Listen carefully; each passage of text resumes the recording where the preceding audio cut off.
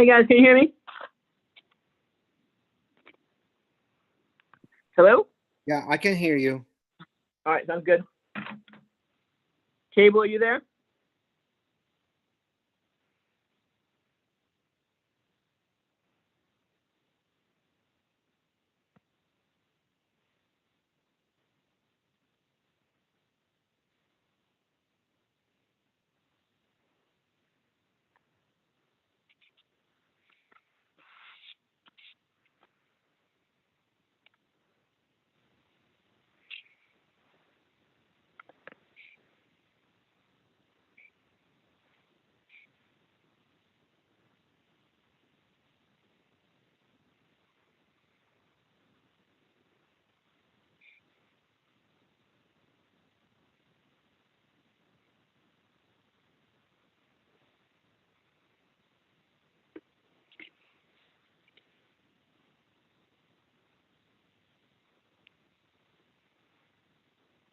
And John, you're there, right?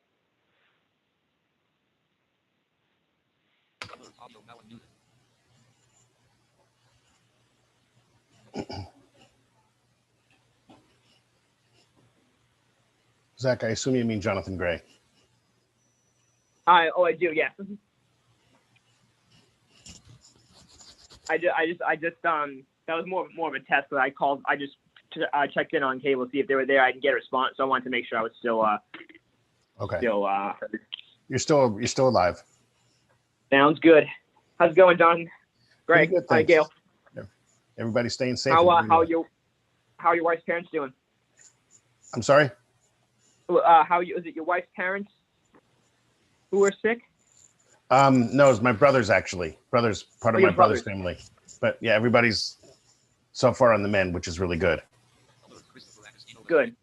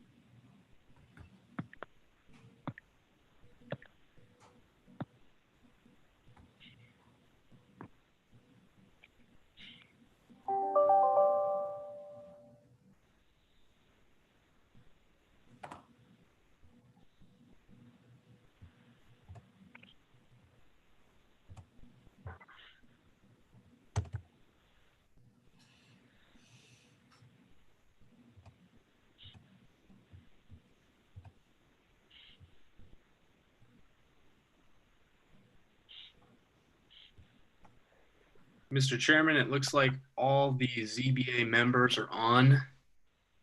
Okay. Marguerite is here, and it looks like the applicant's team is here as well.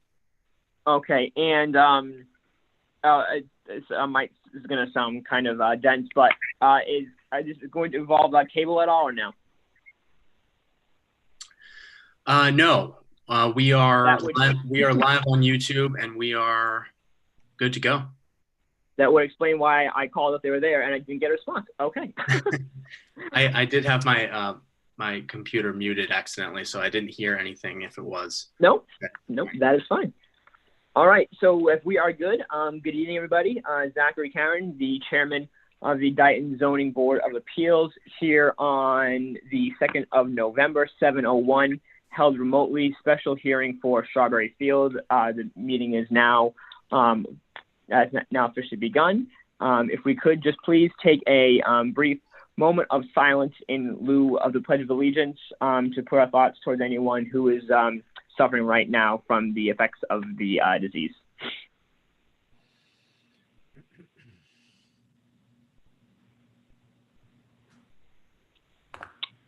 All right, great, thank you. Michelle, if you don't, well, first I just want a little disclaimer. Usually when I call in on my phone, I am able to at least have the exact Zoom call in front of me on my computer. I am traveling for work right now. The cell service is questionable and the Wi-Fi is non-existent. I do have all the documents saved so I can look at them. I'm just not gonna be able to see it in real time as you guys pull something up on the screen. So just as a reminder, if you guys can just give me a heads up if something's being drawn, attention's being drawn to something specific. So Michelle, if you could just read that little blurb at the top of the agenda for me. Yep. Due to COVID-19, this public hearing will be held remotely with no physical meeting location. Those seeking to provide public input should do so using the methods listed below. Video and audio of the meeting will be aired on local TV Channel 9 at a later date. A live recording of the meeting will be available on the Town of Dighton YouTube channel, which can be accessed using the link www.youtube.com/Town of Dighton. Those seeking to participate in the virtual Zoom public hearing may join the meeting at this link, www.bit.ly/DightonZBA-11-02-2020. Attendees will be muted during the meeting and will be unmuted during public input for each case. Public input can also be submitted in advance or during the hearing via phone at 508-669-6431, extension 119, or email at jgray@dighton-ma.gov. You must include the subject property address or development name as well as your own address for the records. All right, great, thank you. So today's meeting is going to be centered around the discussions that the attorneys have had on both sides, Attorney Augustino for the applicant and then Attorney Mitchell for the board. But before we do that, we'll just check in with all the board members, see if they have anything, and the any town departments. I do want to take things slightly out of order when it comes to that today. I spoke with Jonathan Gray a little while ago, and I'm not sure if Nancy Goulart is here on the meeting, but she did express some opinions Nancy had with how not the board, but me specifically came across. And I want to apologize to her. As we all know, the meeting last we had was a little tense there, and which will be obviously discussed. But I think when we were discussing that with stormwater, yeah, I think we were all. I know I was kind of frustrated and tired, had a headache. That does not give me the right to seem dismissive towards another town board. What Nancy had to say was, of course, relevant and needed to be said and submitted. So I just want to apologize to her, and I just want her to know that I don't think little of her or her board at all. I do know that she submitted something I'm not sure whether she wants it to be read by us or if she wants to read it. It does not matter to me at all. It's up to her, whatever she wants to do. Mr. Chairman? Yep. I just want to say thank you very much for your apology. I think everybody was, I'll just say, uptight. So thank you very much. The letter that you're referencing, Jonathan, did you get that today? Yes, I did. All right. So at the end of the letter, all I did was request that it be read into the record and that it be shared with everybody with an interest in Strawberry Fields. So if it's okay, Mr. Chairman, I'd ask Jonathan to read the letter, please. Of course, sure. Thank you. Just give Yeah, you- John. Wait. Yep.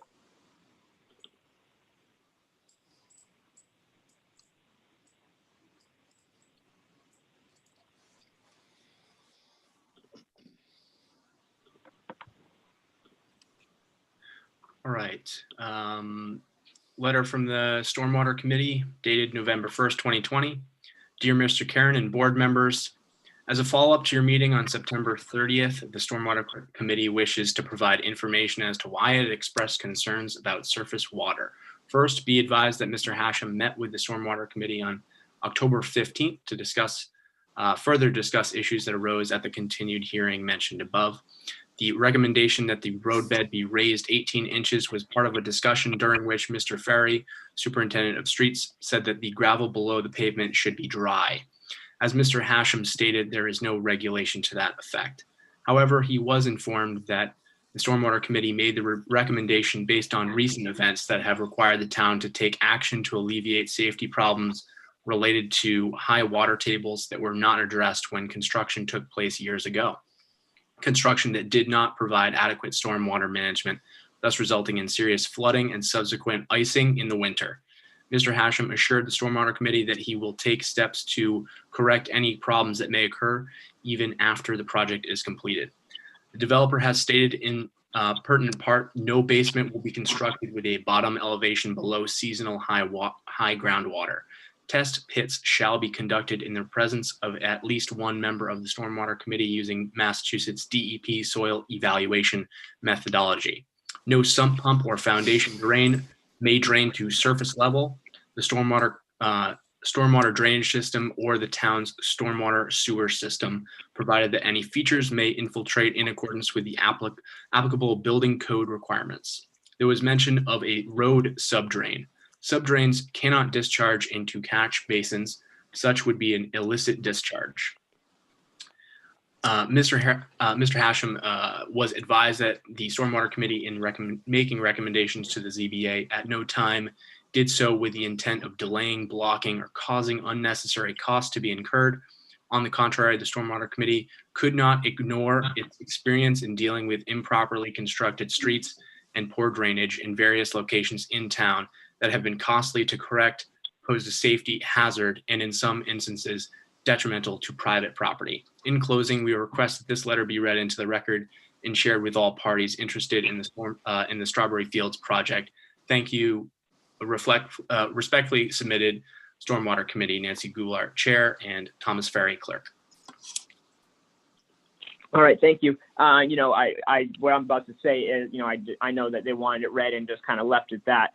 So what I'm about to say isn't in regards to the letter specifically, but I think we all, every party involved, we all kind of lose sight that despite, to one person may seem tedious or may seem repetitive, we all do have, whether it's the applicant and their client or us in the town, we all are trying to do the right thing for the right people and do what we can. So I think we all need to just keep that in mind when, what's important to you and or anyone may seem, little to somebody else, but to somebody else, they have a job to do. So I just think it's important that we all just keep that in mind going forward. So that being said, is there anyone on the board that has any comments or questions or anything they want to bring to light?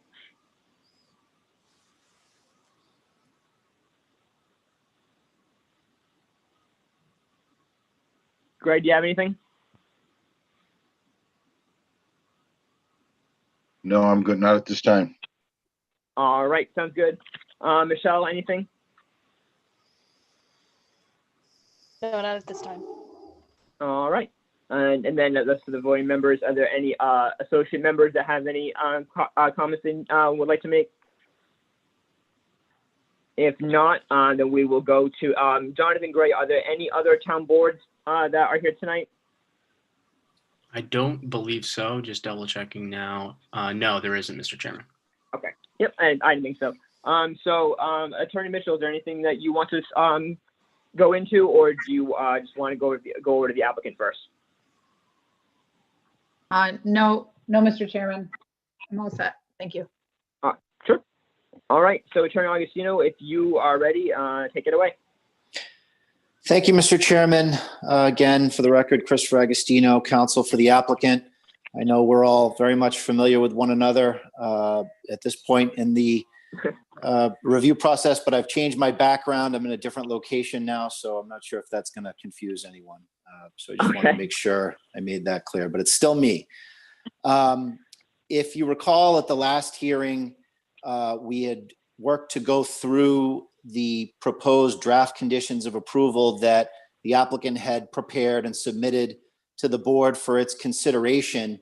And we've continued to check the box as far as substantive issues for the board's consideration are concerned. And, this board undertakes to go line by line to make sure that the comprehensive permit draft or proposed conditions reflect all of the discussions that we've had throughout the course of the hearing.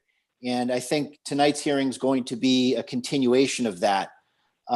We may have one or two substantive issues to discuss this evening, but I think in large part, our goal is to make sure that the draft that's ultimately presented for the board's thumbs up or thumbs down vote is indicative of all of the discussions that we've had during the course of the hearing process.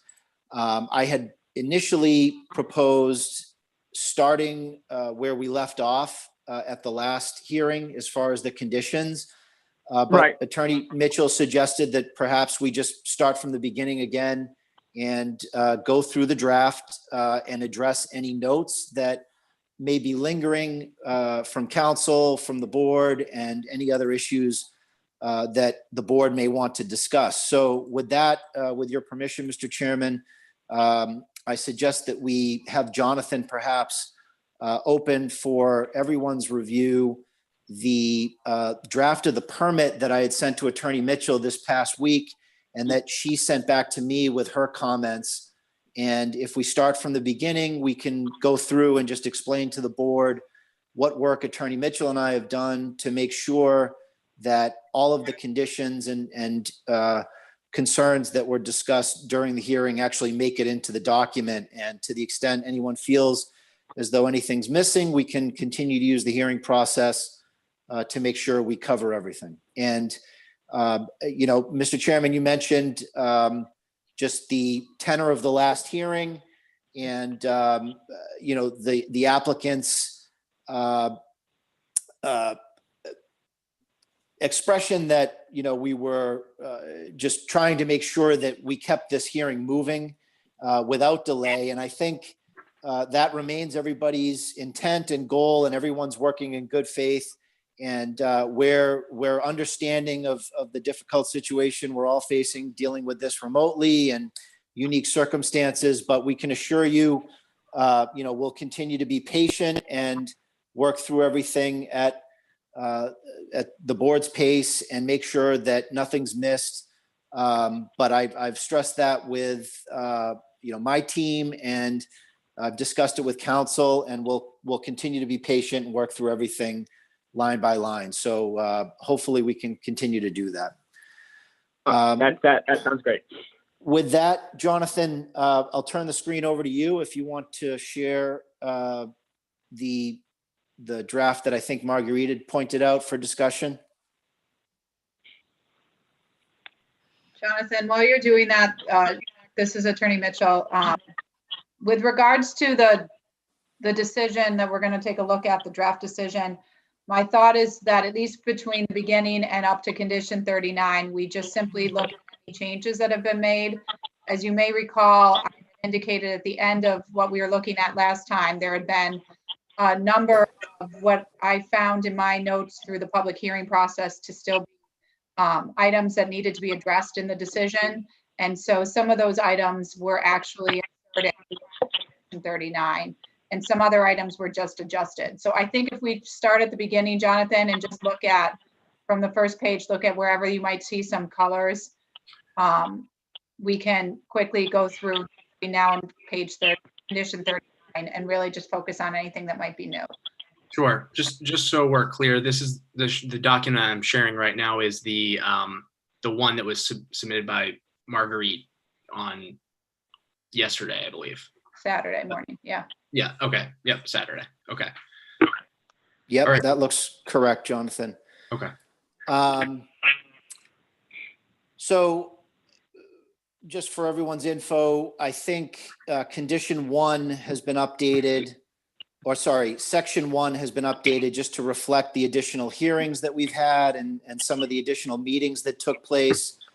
You'll note in section 5, there's a comment that following the exchange that we had at the last hearing regarding groundwater levels and the concerns of the Stormwater Committee, the applicant did actually make time to meet with the Stormwater Committee directly.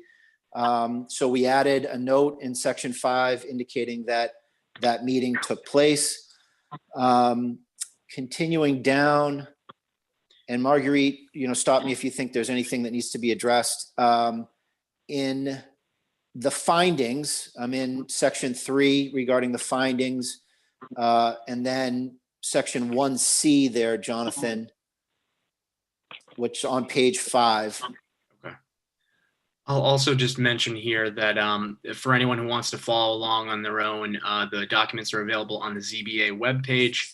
On the left-hand side, under additional links, you'll find Strawberry Fields public documents there. The document we're looking at right now is titled 2020-10-31 Draft Comprehensive Permit. So if you go to just go up a little bit more. Section C there, Attorney Mitchell had raised the question as to whether or not we'd properly extended the purchase and sale agreement to evidence site control, or one of the documents that helps to evidence site control. And we did submit that amendment, and we made the revision to reflect that that's been up to date. Attorney Mitchell has a copy of that, so we can check that off the list. Section 5 and 6 below, I think Marguerite had indicated that ultimately council, town council for the board, will make the final revision as to the findings of fact. Section 6 in particular, we had discussed at the last hearing that we were going to make a comment regarding the fact that the hearing process has addressed the Complete Streets program, and that consideration has been given to that, and design elements have been included to the maximum extent practicable. So I believe that's going to be a revision to section 6 that we'll add in to note that, which is consistent with the discussion from the last hearing. If you scroll down a little, Jonathan, going to conditions of approval, section 5. And then right here in section 2, actually, Jonathan, if you go up a little bit.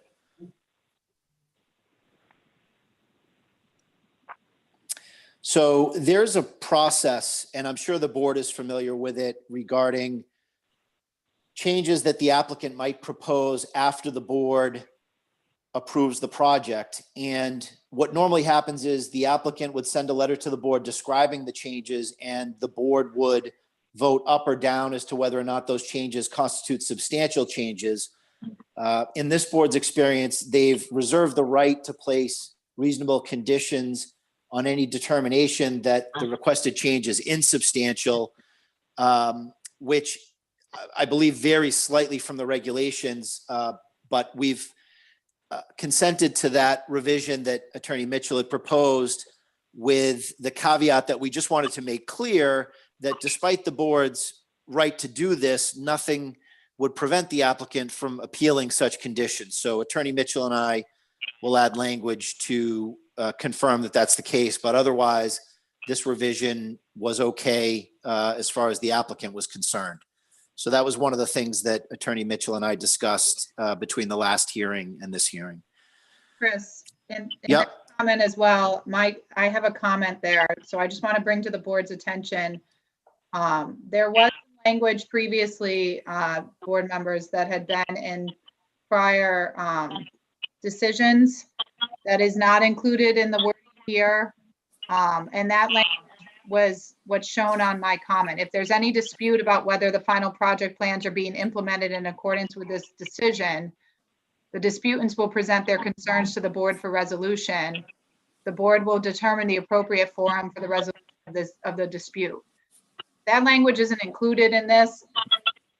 In practicality, if there is an issue, then they're going to be notifying you anyways and the building inspector, because he's obviously going to be enforcing the terms of the permit. So, you know, the fact that it's not included doesn't really change what's going to happen in practice. But I wanted to be aware that right now that's being proposed not to be included. If you'd prefer to have it in there, then I suggest that you speak up and let the applicant know that. Okay, I don't have any objections to the way it is. How do you guys feel? I'm okay with it as well. Okay. Yes. Michelle? Yes, I'm fine with that. I was just All right. reading the notes. Thank you. Okay. All right. So continuing on, Jonathan, if you go to subsection C, condition 7 on page 9, there's a note there. And I believe we discussed this at the last hearing, and it's just being confirmed in writing now. But there was a discussion about reciting all of the separate design elements between market rate units and affordable units and the minimum required building standards for the units. And we just agreed that our models are going to be the same as far as the base model is concerned. So that's an easy way to resolve the board's concerns, that we're not going to do something for one that we're going to do for another. If somebody wants to request an upgrade to their unit, then they can do that. But the affordable units and the market rate units will have the same base package. So that resolves that concern. Just reading some of Attorney Mitchell's notes here to make sure I cover everything. If we go down to section 15 on page 11, Jonathan, if you recall, we had a discussion at the last hearing about making sure that building styles are appropriately varied. And if you look at the language that's up on the screen now, you can see how we've redrafted that section. And I believe that's consistent with our discussion. Yep. Unless anybody has any comment. No, that's good to me too. I had that down, but that's good. Okay. Section 19, Jonathan, if you could Great. just point that out. 12.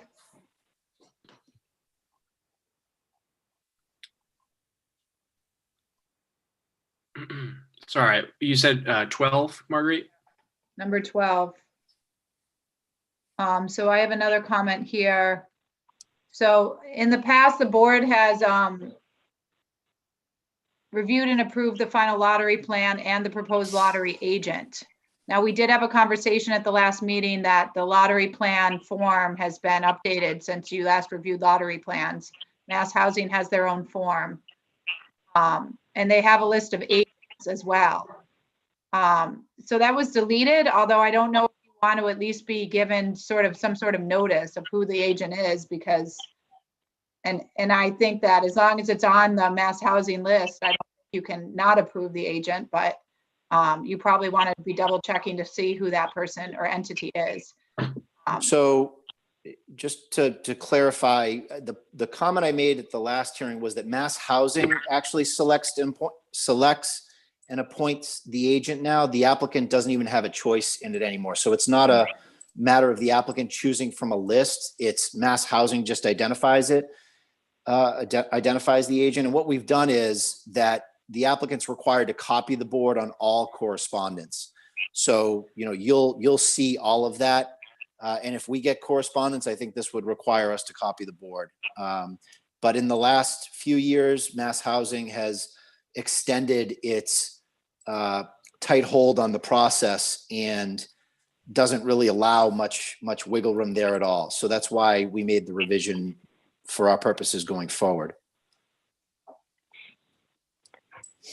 Okay. Make a note and that the board will be copied on, will be provided with the name of the lottery agent. I know the lottery plan is already referenced somewhere else. I just don't think the name of the agent is.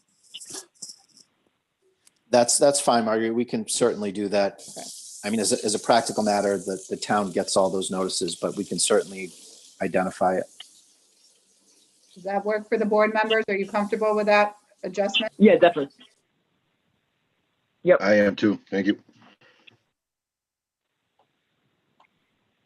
Okay, if we can go back down to section 19. So Marguerite and I had some discussion about this, and I just saw the correspondence from the Stormwater Committee.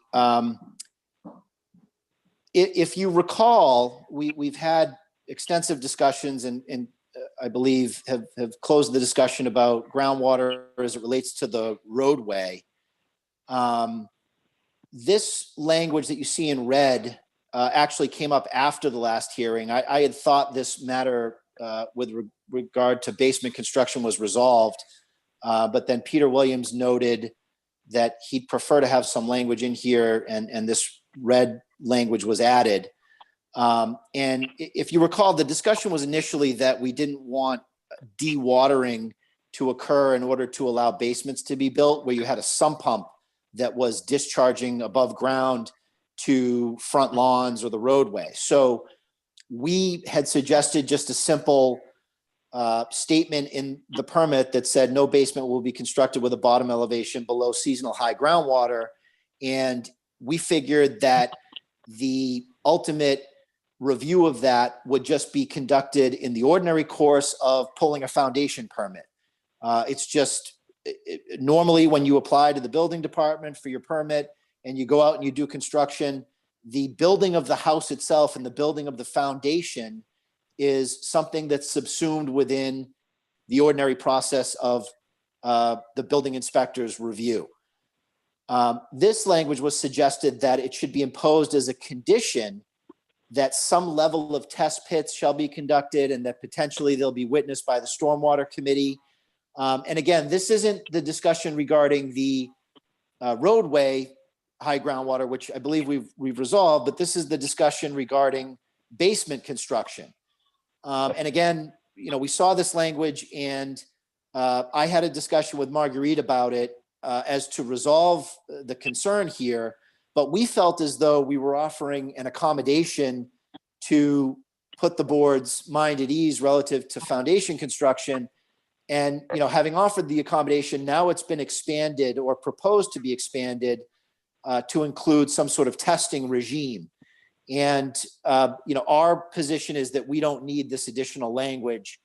And I had raised the concern to Marguerite. She had proposed potential workarounds to try to come up with a solution. But as far as we're concerned, just our presentation to the board is that we don't need this. This is not something that's ever regulated at a local level. There is no Dayton regulation on point that dictates some kind of testing regime for foundations. We had offered this, again, going above and beyond to alleviate the board's concerns. And now it's kind of, you know, seemingly taken on a life of its own. And we're looking at this potential additional revision. So our hope is that we can just dispense with this and the board will allow us to go through the standard channels as far as the building inspector. And if the building inspector looks at this condition and says he has a concern, then from there, we'll decide how to deal with it at that point, which we don't anticipate any concerns. But we're now faced with this language. So I'm thinking I'll kick it to Attorney Mitchell and she can explain where this language came from and her thoughts on it. And then maybe we can hear the board's concerns and hopefully reach a resolution to put this to rest and move forward on this one. And again, this is relative to foundations now. We had the discussion regarding the roadway, but now we're discussing this in the context of foundations. So with that, Attorney Mitchell, maybe. Before Attorney Mitchell goes, Attorney, I just wanted to clarify that the area you want to delete is basically this section right here? Correct. Okay. Just the section regarding the testing regime and, how that would work. Okay. So Attorney Mitchell, if there's anything that you want. Mr. Chairman, Greg Logan. Oh, sure. Yep. I just wanted to go over something with the ground level, with the as-built for the foundations and locations where they're going to be located. The Board of Health regulates the elevation of the high water table for where the location of the foundation would be done. That is the town's way of doing. I'm doing it right now on a job we're doing. So that's something that I would like to see in there, that the groundwater area, I think that's what he's talking about, the additional test pit, is just in regards to making sure that we are above the high water table with the foundation starting at elevation. Todd Pillins is pretty much the one that tells Jim Aguiar the elevation he's looking for. Thank you, Greg. And I'm going to also defer a little bit to Peter Williams, but I just want to clarify when this revision was made. So we've had a couple of different versions of the draft decision, as you know. At the September 30th meeting, which was the last meeting and the public hearing, we're looking at a version of the decision that included comments submitted by Peter Williams. So these comments were in that version that is by the board. I had that version out and taken notes on it. There were those, for whatever reason, and I think because we just had multiple versions of this document, when Chris went back and made adjustments, he wasn't working off of that document. There are, throughout this decision, I reinserted the comments Peter had submitted. I don't think that these came in after our conversation. We actually talked about COVID-19 on September 30th. This was the word that was shown at that time. But I will defer to Peter Williams to just explain further his sense about it. And I think it probably does tie into what Greg was also just explaining as well. So this is Peter Williams. The comment is related to that. We're saying that no basement will be constructed with a bottom elevation below the seasonal high groundwater. And my thoughts are that this should be, verified. In my opinion, it's that there's two ways to do this verification. You can do pre-construction test pits where you know ahead of time where the groundwater elevation is, or you can have a certified soil inspector come in when the excavation is being done during construction to confirm that the design elevation of the basement is correct. In the second case, you risk making changes to the site grading, and the other way is you're ahead of the game knowing what you have to design for. And I assume that this would be the sort of information that would be going to the Board of Health.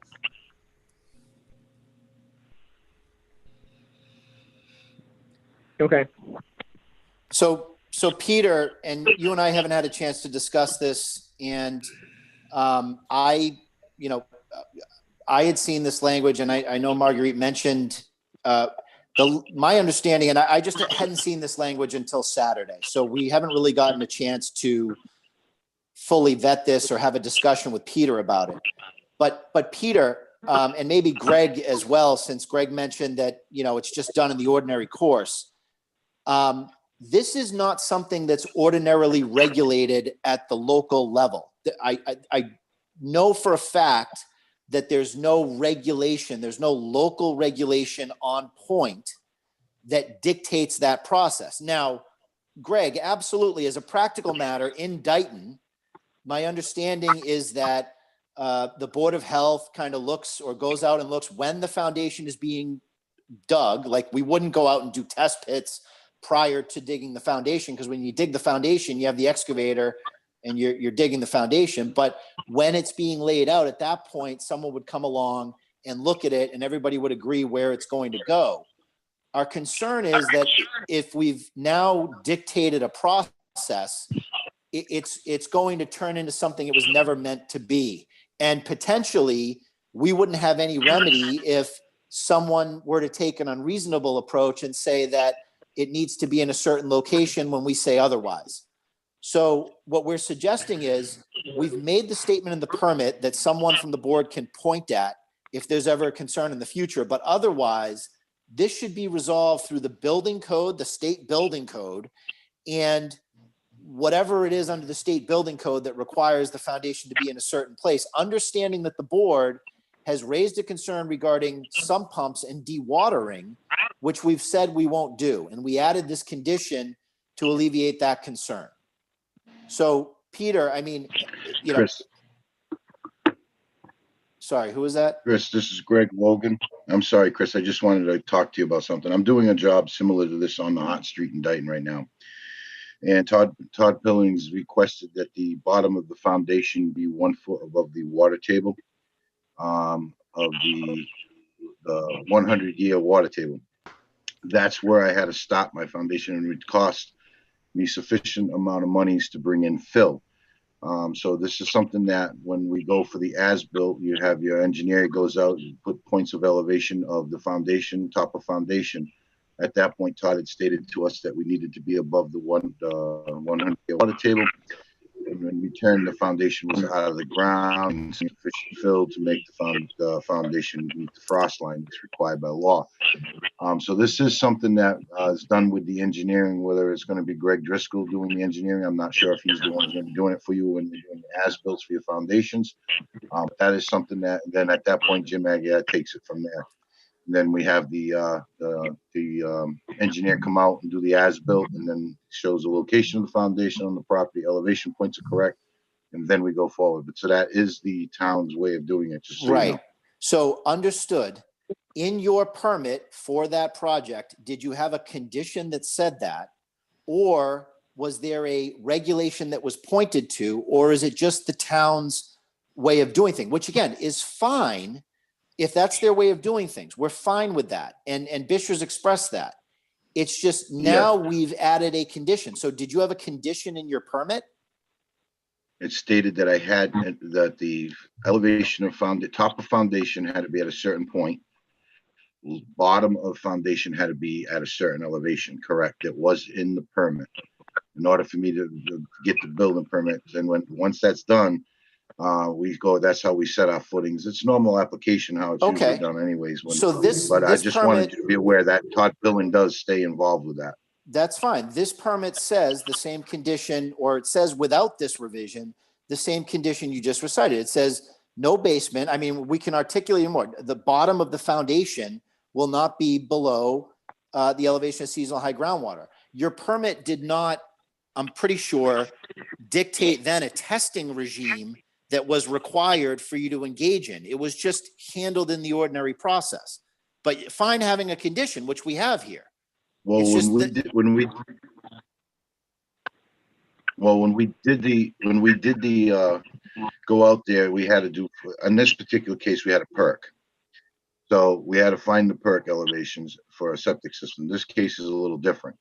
However, the type of soil, Todd had stated the type of soil was, the way the water ran. This is where he wanted the location. We had to move the house to a certain location on the property. So this was something that, not saying that this is a norm, but this is a similar situation where I had a high water table that I had to meet. Yeah. So I'm a little familiar with it. I just did this last month. That's all fine. Now, it's this specific language that was proposed. So Marguerite and I discussed a potential workaround, to, again, Greg, reflect what you're describing, but not to create a testing regime that is in this permit for foundation construction.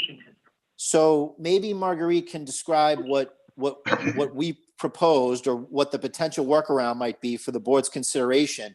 I have not had a chance to vet the potential workaround with Bisher, so Bisher will have to weigh in now.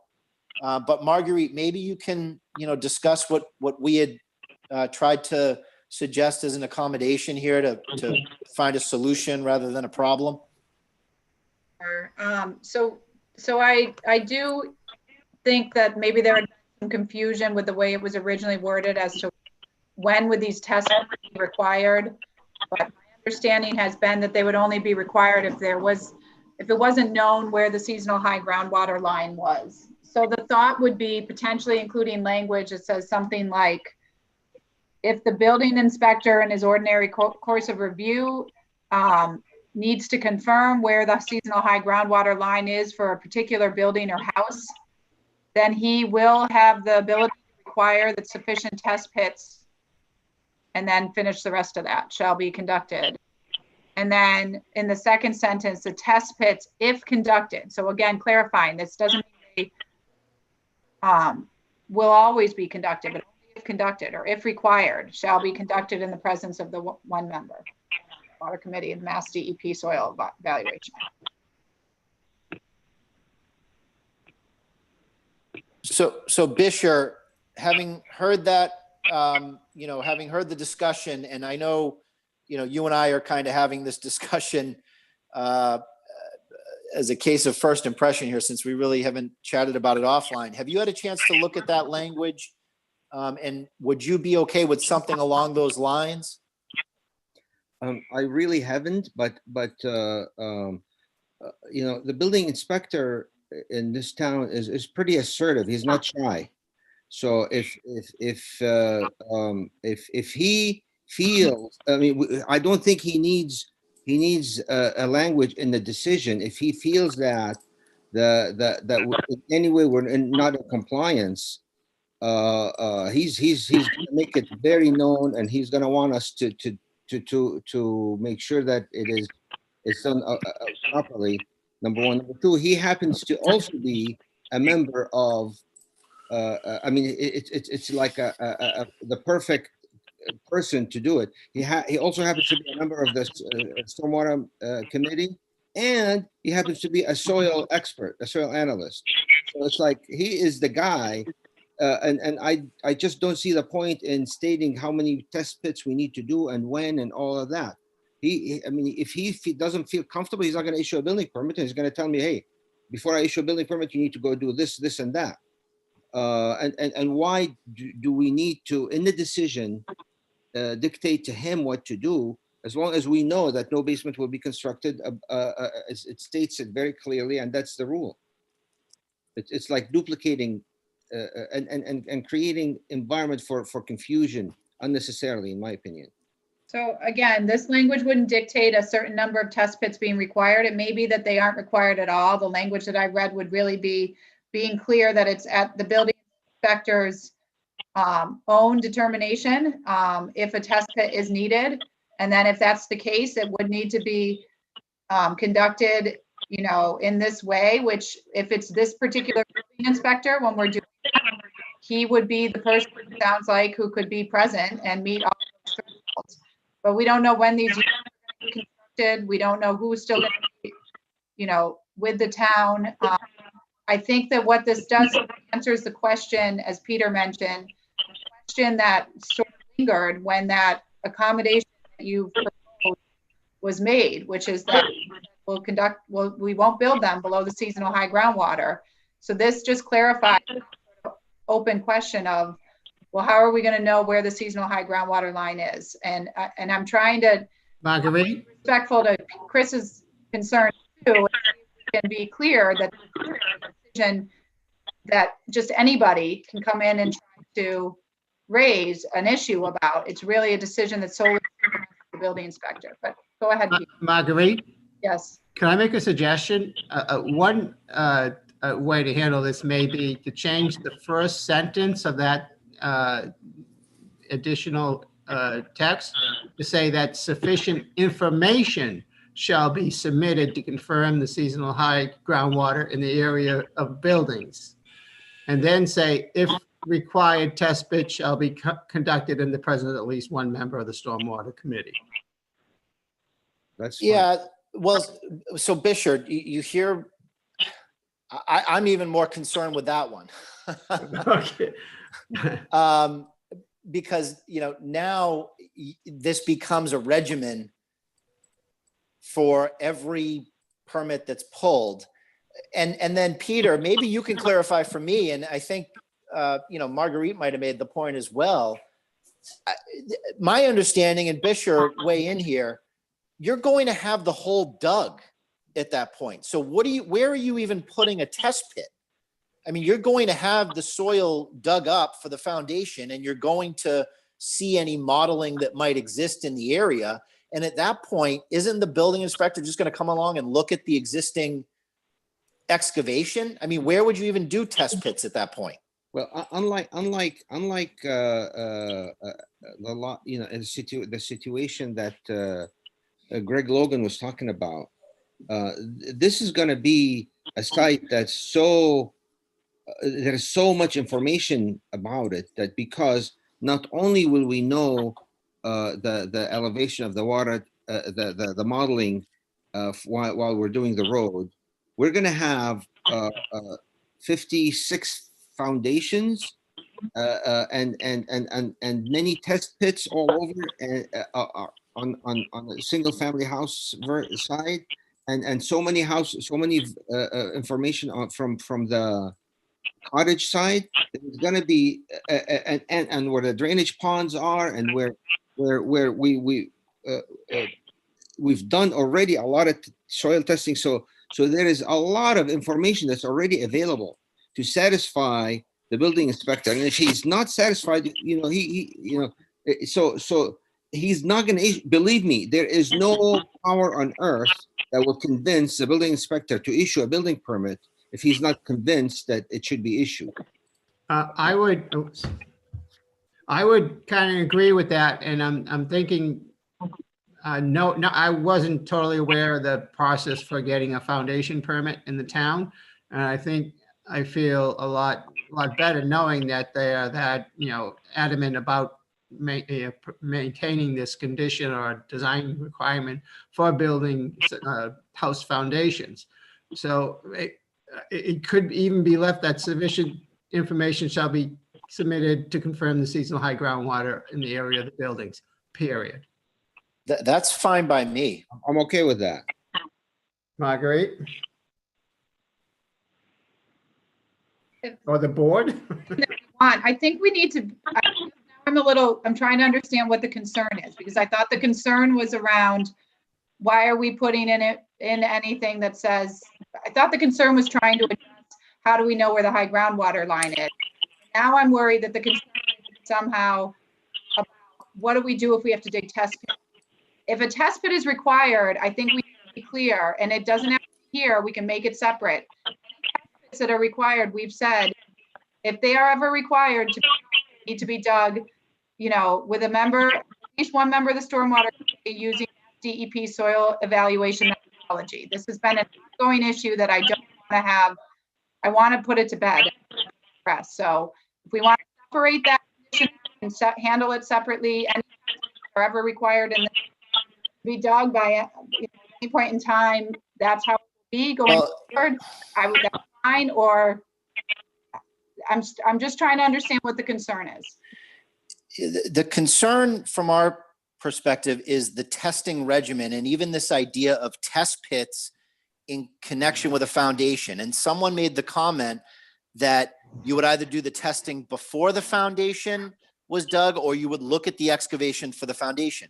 We're suggesting that you would never do test pits to pre-build a foundation. Once you're digging the foundation, you're digging it. So you wouldn't do test pits and then go to the building department with the test pit information.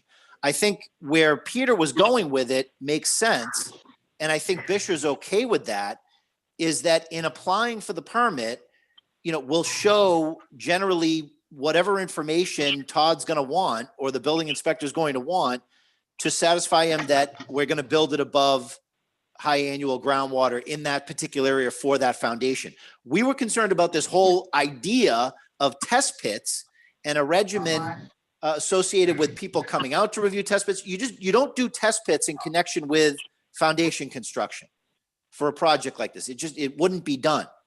So I'm not saying that if that's the issue, that's fine. I just I don't want to somehow misinterpret it. If a test pit is required for a different reason, not for foundations, not for buildings or basements, or maybe it is required by the building inspector and in his usual course. I want it clear that any test pits that are being dug are being witnessed by a member of the Stormwater Committee using Mass DEP soil evaluation methodology. Because I think that's been an issue that I thought we had resolved a while ago. And I'm worried now that somehow if we go back and look at edits to documents, we're going to say, oh, it was out, so we don't need to follow that anymore. No, I think we're fine with that. If we're doing test pits, we've said we'd take care of that question.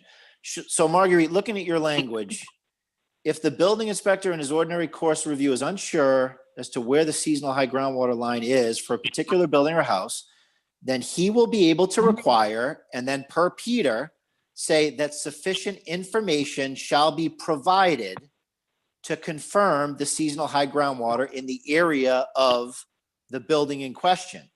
And then the rest of yours is fine. Test pits, I mean, you can say if required, shall be conducted in the presence of at least one member of the Stormwater Committee using the standards. I think that's the sum total of what we just discussed, and it should work. I agree. I think that covers everything. Anyone else? Chris, this is Greg Logan. Greg Logan. I agree with everything you just stated. I just want you to be aware that a lot of that area is a wet area.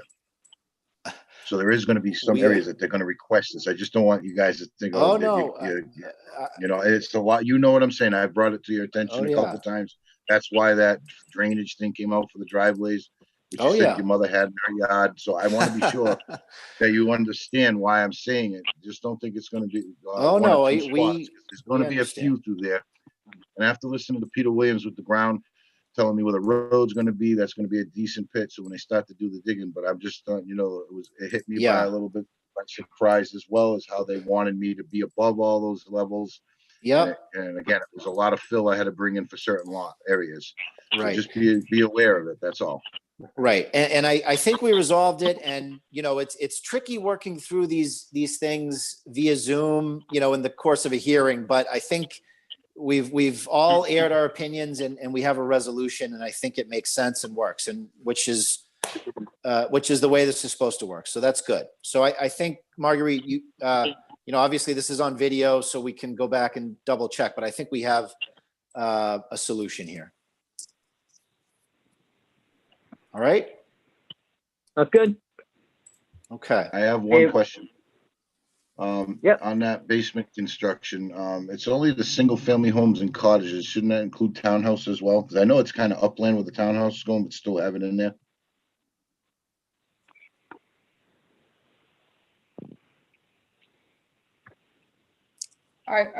Is there basements proposed in the townhouses?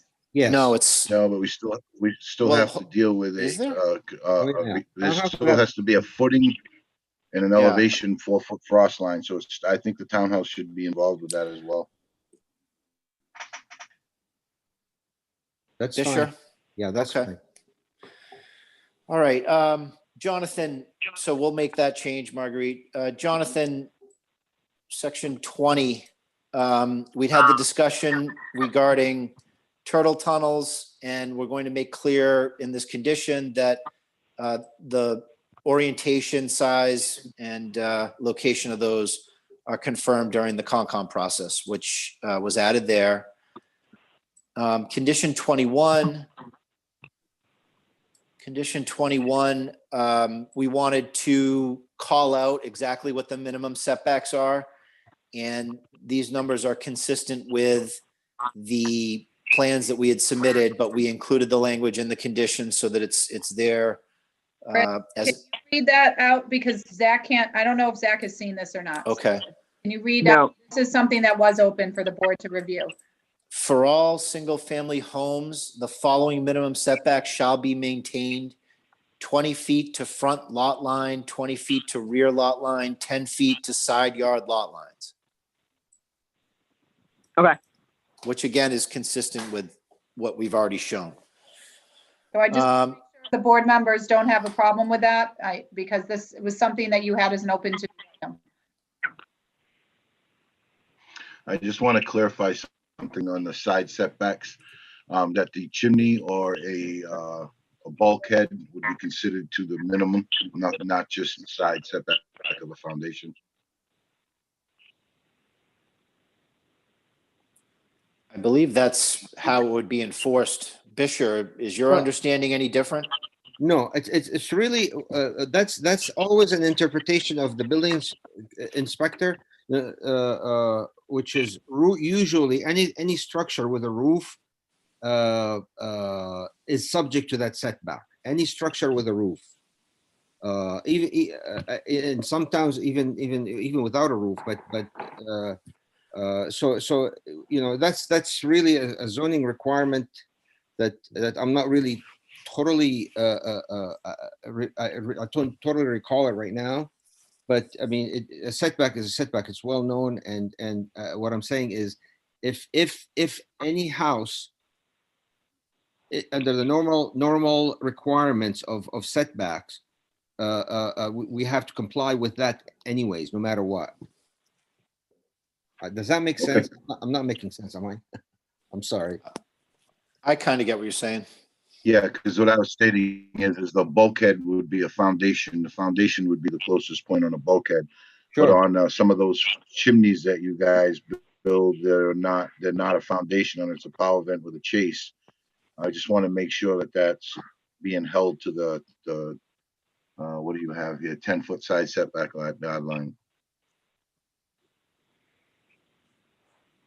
It's whatever setback is applied to, like if right now that whatever it is that you're describing comply, is applied to the setback Right. line, it still applies now. But the only difference is one is Okay, because yeah, it applies to when I build something, so I want to make sure that that complies to this and that. It's just you're not using your foundation as a baseline of your 20-foot side setback or whatever it is on the 10-foot side setback.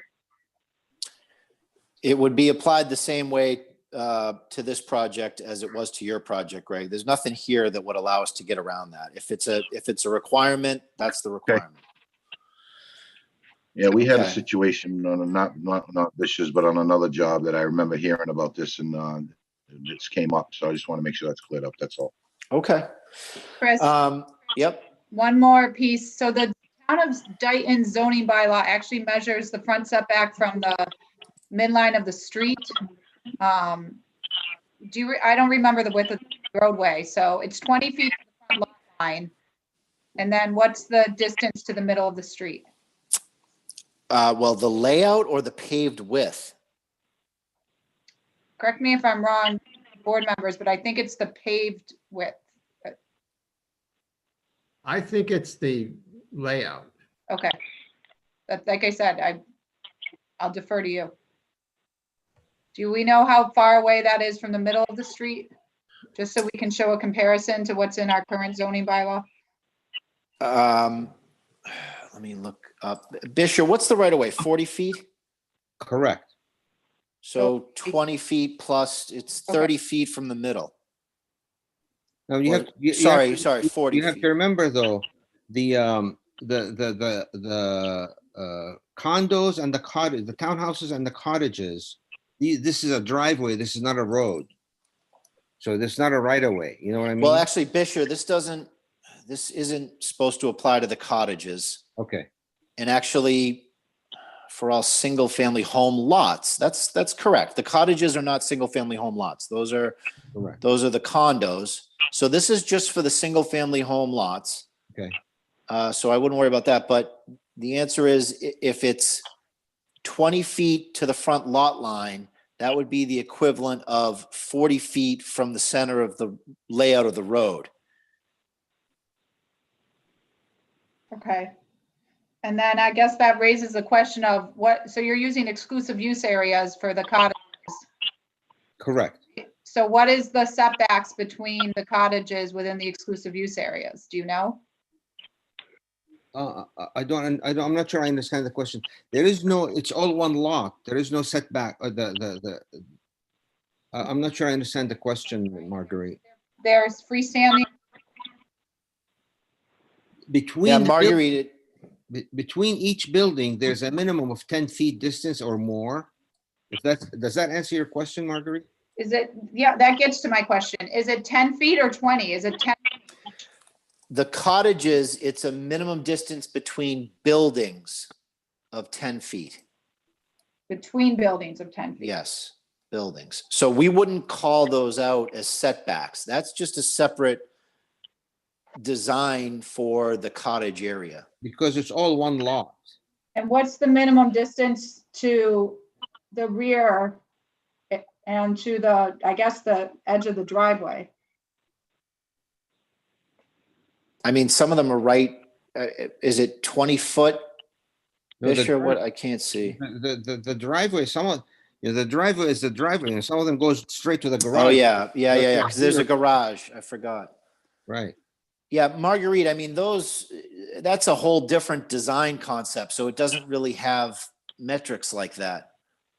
As far as minimums, you place the building and you drive into the garage. So there's no setback. Could be right on the driveway ultimately. And how far is it from the rear of each? So you've got, at least on some of them, you have the rear lot line, but then you have the wetlands, right? Correct. I wasn't actually thinking about the fact that we've got these 3 different housing styles when I was looking at that. So I'm just trying to take a look at it right now. Should the wording be in there that not inclusive to the cottages? Well, it says it's single family home lots, but is there something that you want to be clear about in terms of how the cottages are distanced from each other or from? Well, it wasn't as much as the width, because I think that was answered there. It's like Bishop had stated that some of the driveways might only be Bishop, from the main, we'll call it the main road, even though it's the same driveway, to the garage, 5 feet away, 10 feet back, 20 feet back. I just don't know what that would be, because the garage is set forth versus the house on most of your cottages, correct? Greg, it's really, really tough to regulate that in word and text. It has to be the plan, because that's regulating the driveway within the lot itself, within the condominium structure itself. Okay. Some of them, the driveway goes to the front of the house. So which one is the driveway? Which one is the main driveway? It is almost impossible. Well, let's call it the grass line between the main driveway to the house. What do you think in setbacks would you have from that? Like, how much of a front yard would you have on some of these homes? There's no front yard. It's all just cottage common area, and you might have, a small deck and little exclusive use areas, what Marguerite referred to it as, but it's very small. It's literally, Yes. that's the whole point of this type of housing style. It's typically like 12 Correct. 12 by 18 feet. That's the exclusive right area. That's already, we fence it in and we do a patio, and that's basically the exclusive area, and the rest of it is common area. Okay. So I'm looking at sheet 14 of your plan. Mhm. And I think I see, I do see the point around the driveways because they kind of veer off the main driveway. So I realize it's challenging to try to word this, but it looks like each of them is set back at least a little bit in some fashion from the main driveway. And then in particular, the one by that stone wall between the abutting properties to Somerset Avenue. Do you have any idea how far away, what's the minimum distance that they have to those abutting properties?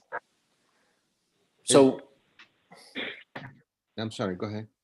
well, I was just going to say, I mean, we addressed that in the context of agreeing to a fence there, Marguerite. So, No, it was a different discussion. It's not a discussion about setback distance.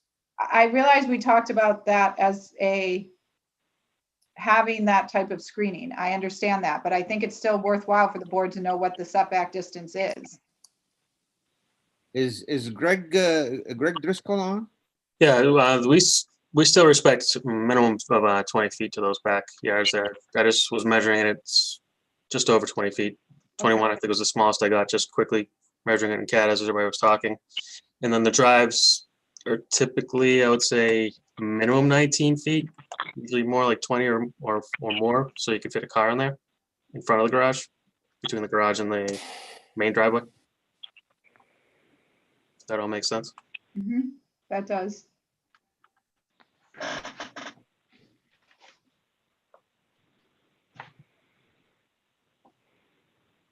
Okay, so does that resolve the discussion? Yeah, I think, One question I have for you guys, Greg Driscoll, on the cottages, the very last end where it comes down to the loop and it goes right up and it butts the Number Gloria 9. Chase, Richard and Gloria Chase property. Does Yep. that withhold the 20 feet side setback? That is the one where Or I is it got 10 the feet? closest.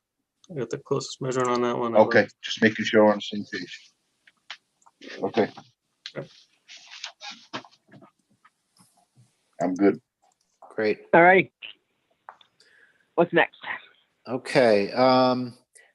Marguerite pointed out, we had a discussion about none of the trees are worth saving on this site. It's old farmland. There's no old growth forest here. So we had deleted, the discussion about clear cutting the site. The applicant will cut as needed, and we deleted the condition there. So I just wanted to point that out. Okay. We talked about fencing conditions. We added the 4-foot high black plastic coated chain link fence around all detention basins as an additional safety measure.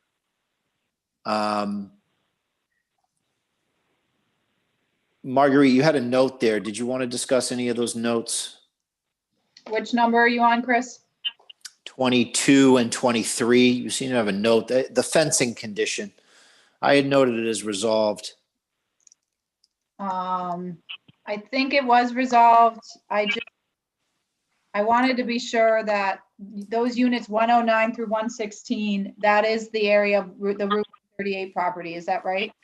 Yes. Yep. And the 138 property is also known as 784, 800, and 894 Somerset Avenue. Is that right? Maybe I have that here.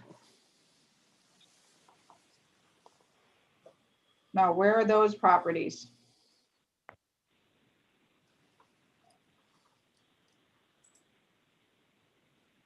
Greg, do you have an eye on that right now?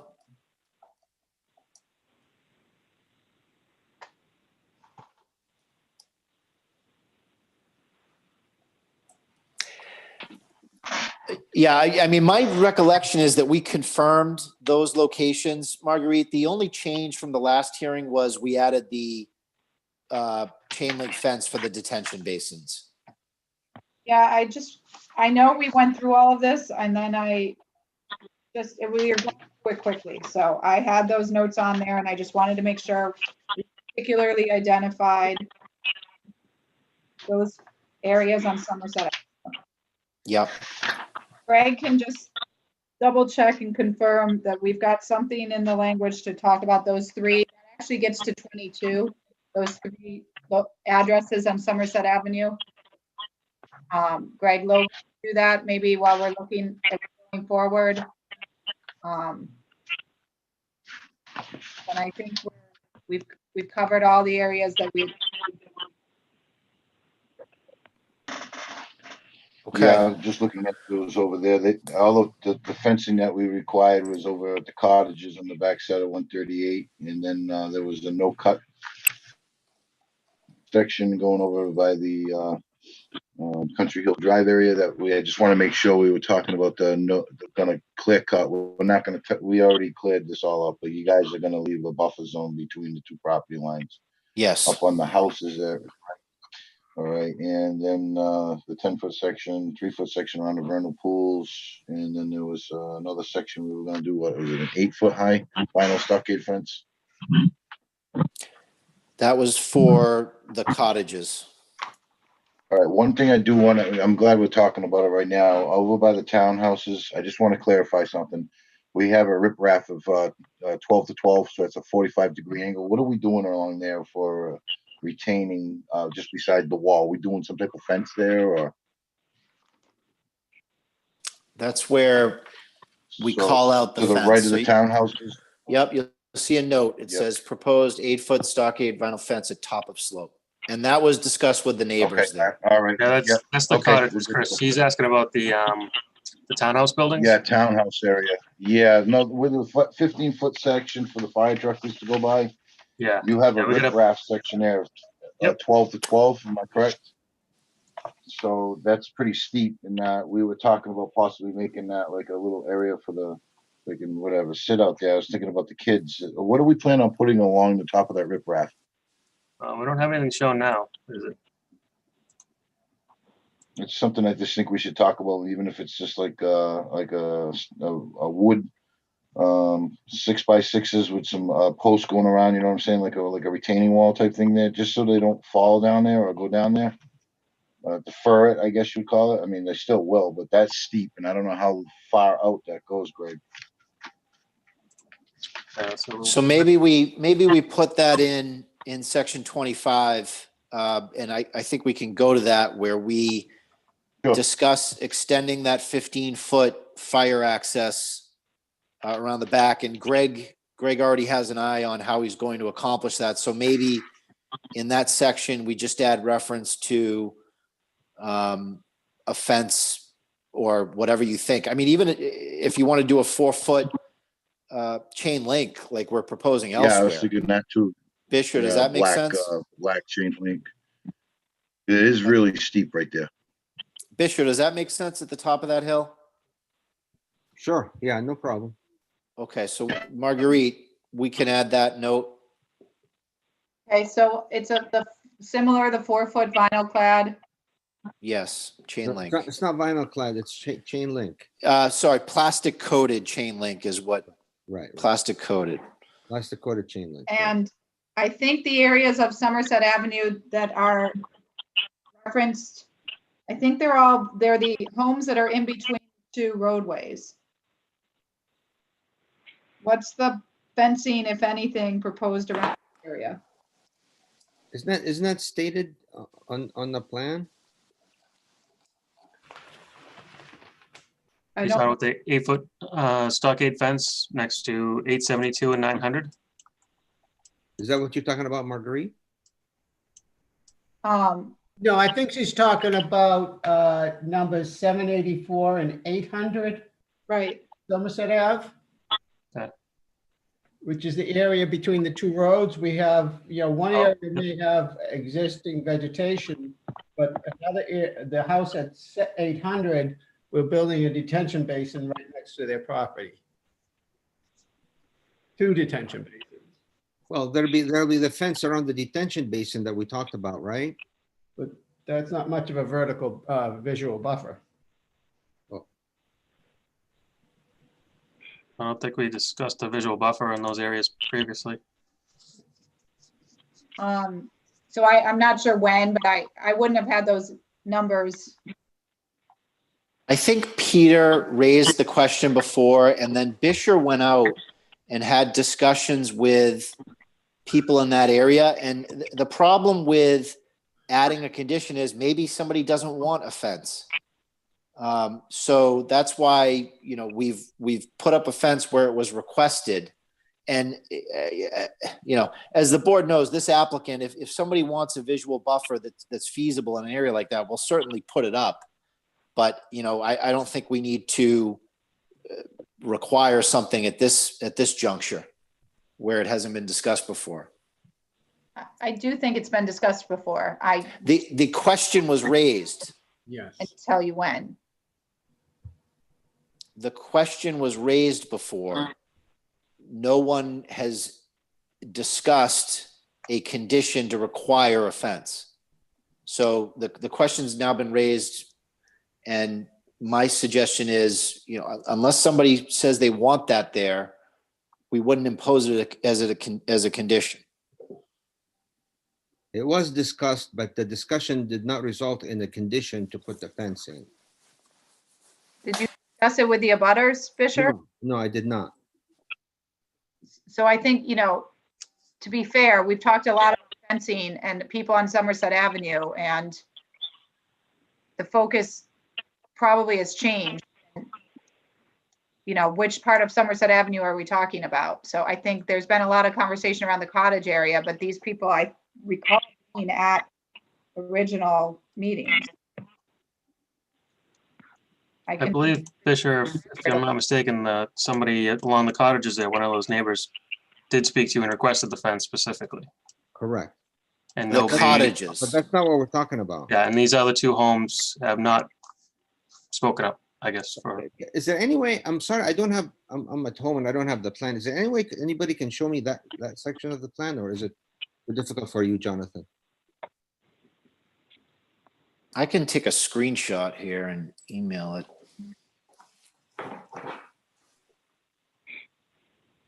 Jonathan, you're muted. Sorry about that, folks. Yeah, I'm happy to close out this share and share the plans if that would be helpful. But just about the section we're talking about. Sure. I mean, I can send this to Bisher too.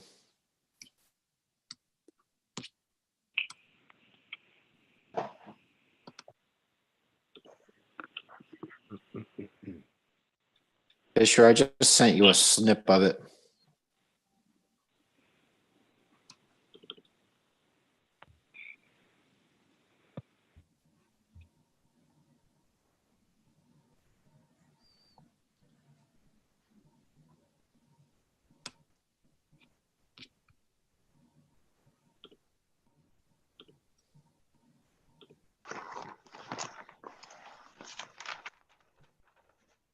So I think we're talking about this area right here around drainage lot, looks like 4B. That's correct.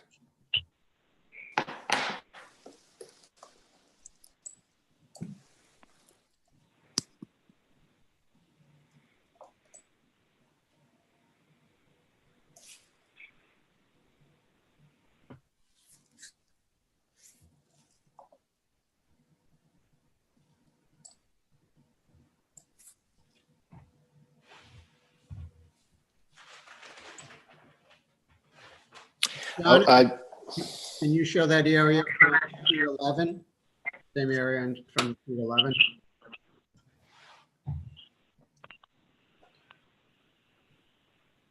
Sorry, Peter, can you repeat that for me? That's, if you could switch to sheet 11. Sure.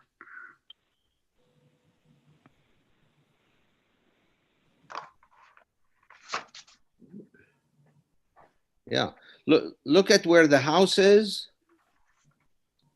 As a visual, look at where the house is and look at the back of the lot. I'm talking about the upper one, the top one. The top one. Both of them even. Well, the top one does have some existing woods in the back. The tree line's not shown, but I think where you can see down the bottom where basically you'll be clear cutting with the required grading to the property line. I think my comment is there's no structure on the other side of it. I mean, there's a basin there, so it's visually open. It's not like a buffer to another house that we're putting up. You know, there's some room even to the access drive there. So again, it was raised. And there is a vernal pool between it and any structure. So I really don't see the need.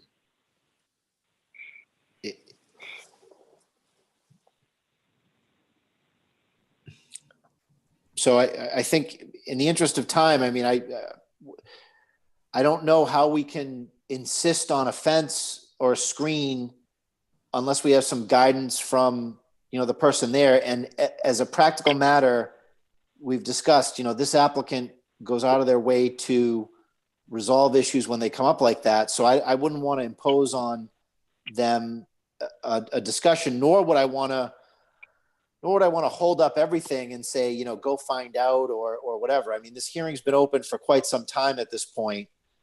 The road is not moved. That basin's been there. So I think we should close this one out and move on. Well, I think we can probably be creative in crafting our language here that says that, you know, the developer will provide appropriate screening may be requested of the abutters in these properties, because if he's going to do that anyways, then we can just show that we indicated that he would do that. we don't have to hold it up. So are you giving the abutter, a blank check? How do we deal with a condition like that? Well, that's why I'm suggesting. What I'm saying is we can accomplish it without the language. I mean, at some point we have to trust the applicant to make sure that, neighbors are satisfied. So I think there has to be a certain minimum level of trust there, rather to impose it as a condition that then could potentially lead to litigation or derail the project, or, they cross their arms. And I don't think we need to draft this. I don't think we need to spend the time on it. And we're only talking about one house now, because the top one, there's plenty of buffer area between the house and anything. We're only talking about that one and the bottom one. And the bottom one, there is a detention area that is fenced, by the way, and then there is nothing for a couple of 100 feet.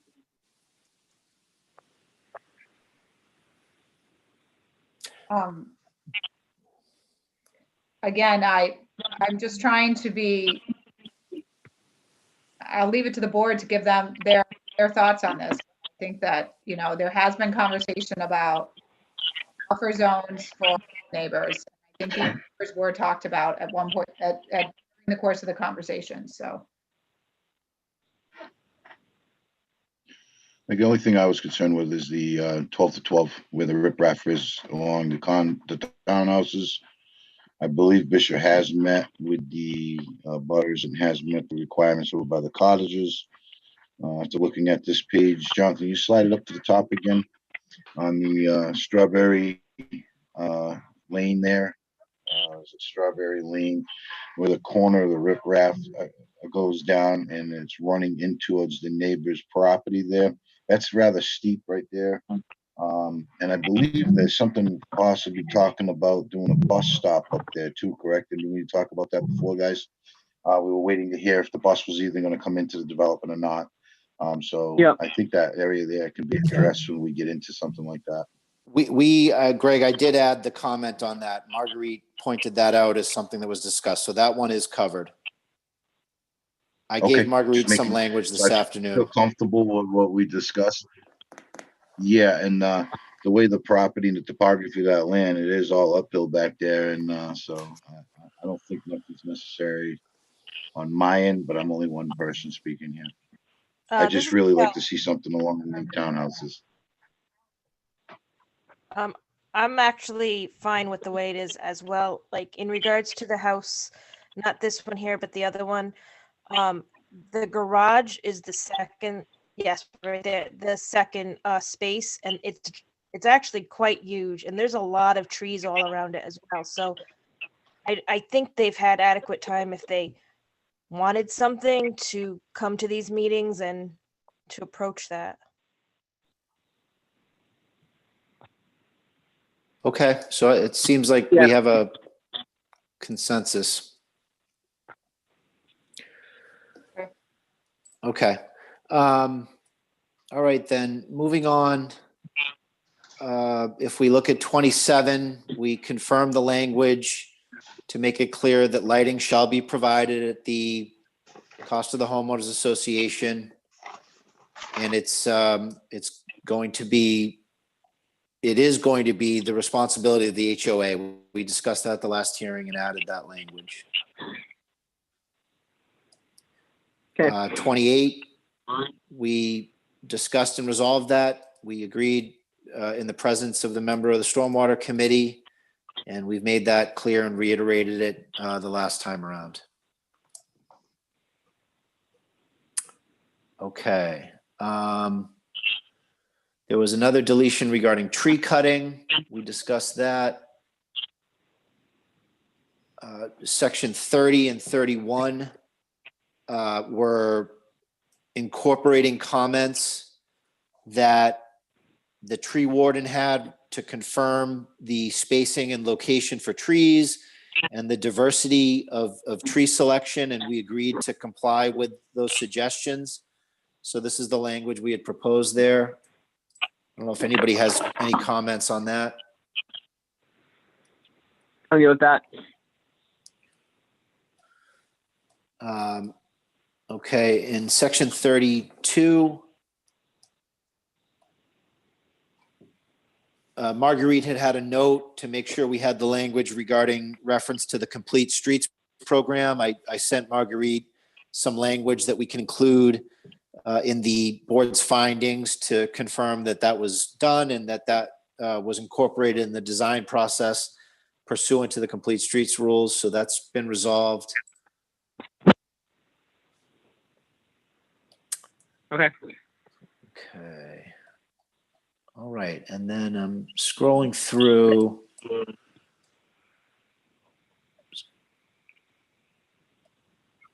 So I'm up to subsection H, Jonathan, on page 19.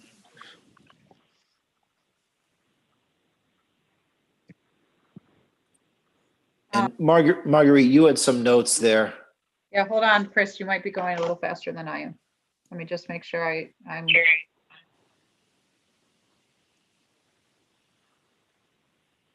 So number 57, is that right?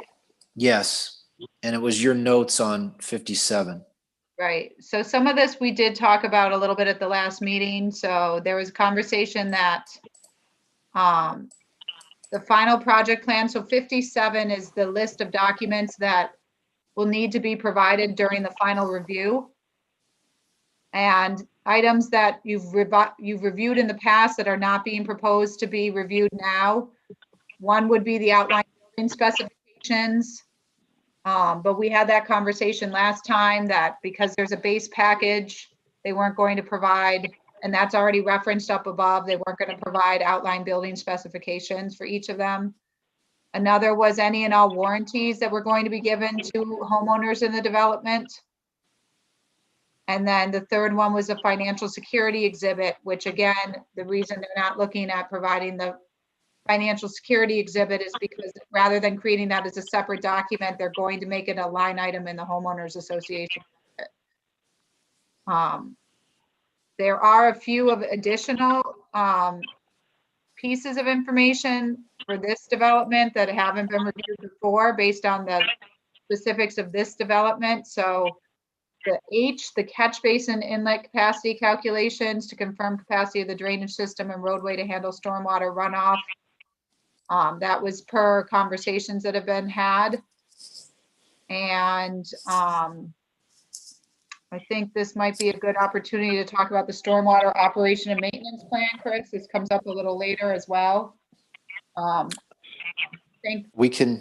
of this past month, the developer has indicated that rather than submitting a draft stormwater operation and maintenance plan at this stage, they'd rather move to Concom and obtain their order of conditions and then submit a final version for the board to review.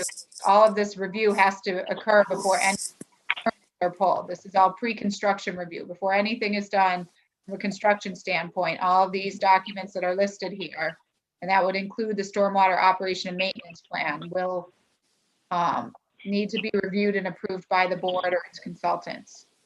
So I think the question for the board as we get further into the decision will be, does the board want to have a draft of that stormwater operation and maintenance plan before they close out the public hearing, or are you comfortable waiting to receive it? You've received it in prior decisions, but there hasn't been the same sensitivity to the site or, you know, level of environmental impacts associated with an order of conditions. This one has. So probably easier to put together, but in this case, the developer has indicated they'd rather wait and draft that after the order of conditions is issued. Am I misstating that, Chris? No, that's it. We'd prefer to submit it with final plans because we want any additional input that the Concom might have in that document. So we'll do it at once. That's fine with me. Anyone disagree? I'm okay with it, Greg Logan. Fine with it. All right. Okay. All right. So it sounds like we covered everything there. I'm up through condition 58, which included reference to changes in the final project plans, and Marguerite and I reached a resolution on how we're going to handle that. So there was a note there that we'll take care of that. Section 64,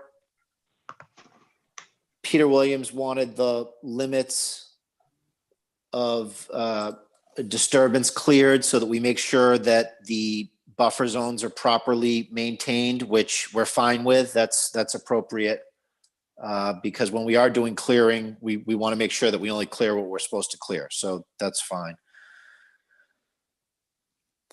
Marguerite points out some variations from the board's prior procedure in section 65. And I think she just did that to bring it to the board's attention that Mass Housing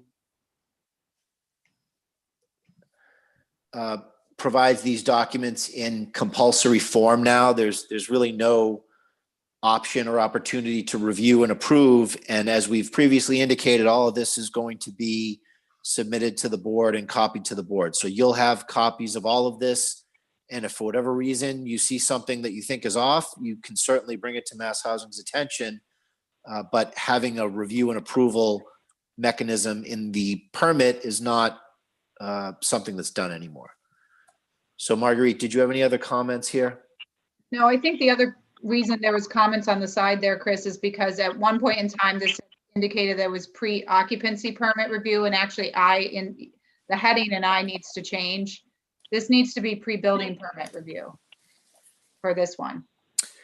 Yeah, in the subheading, it says prior to the issuance of any building permit. So you're right. We can just say, pre-occupancy / pre-building permit review, because it already says building permit. But yeah, the title can be changed. All right. Section 68.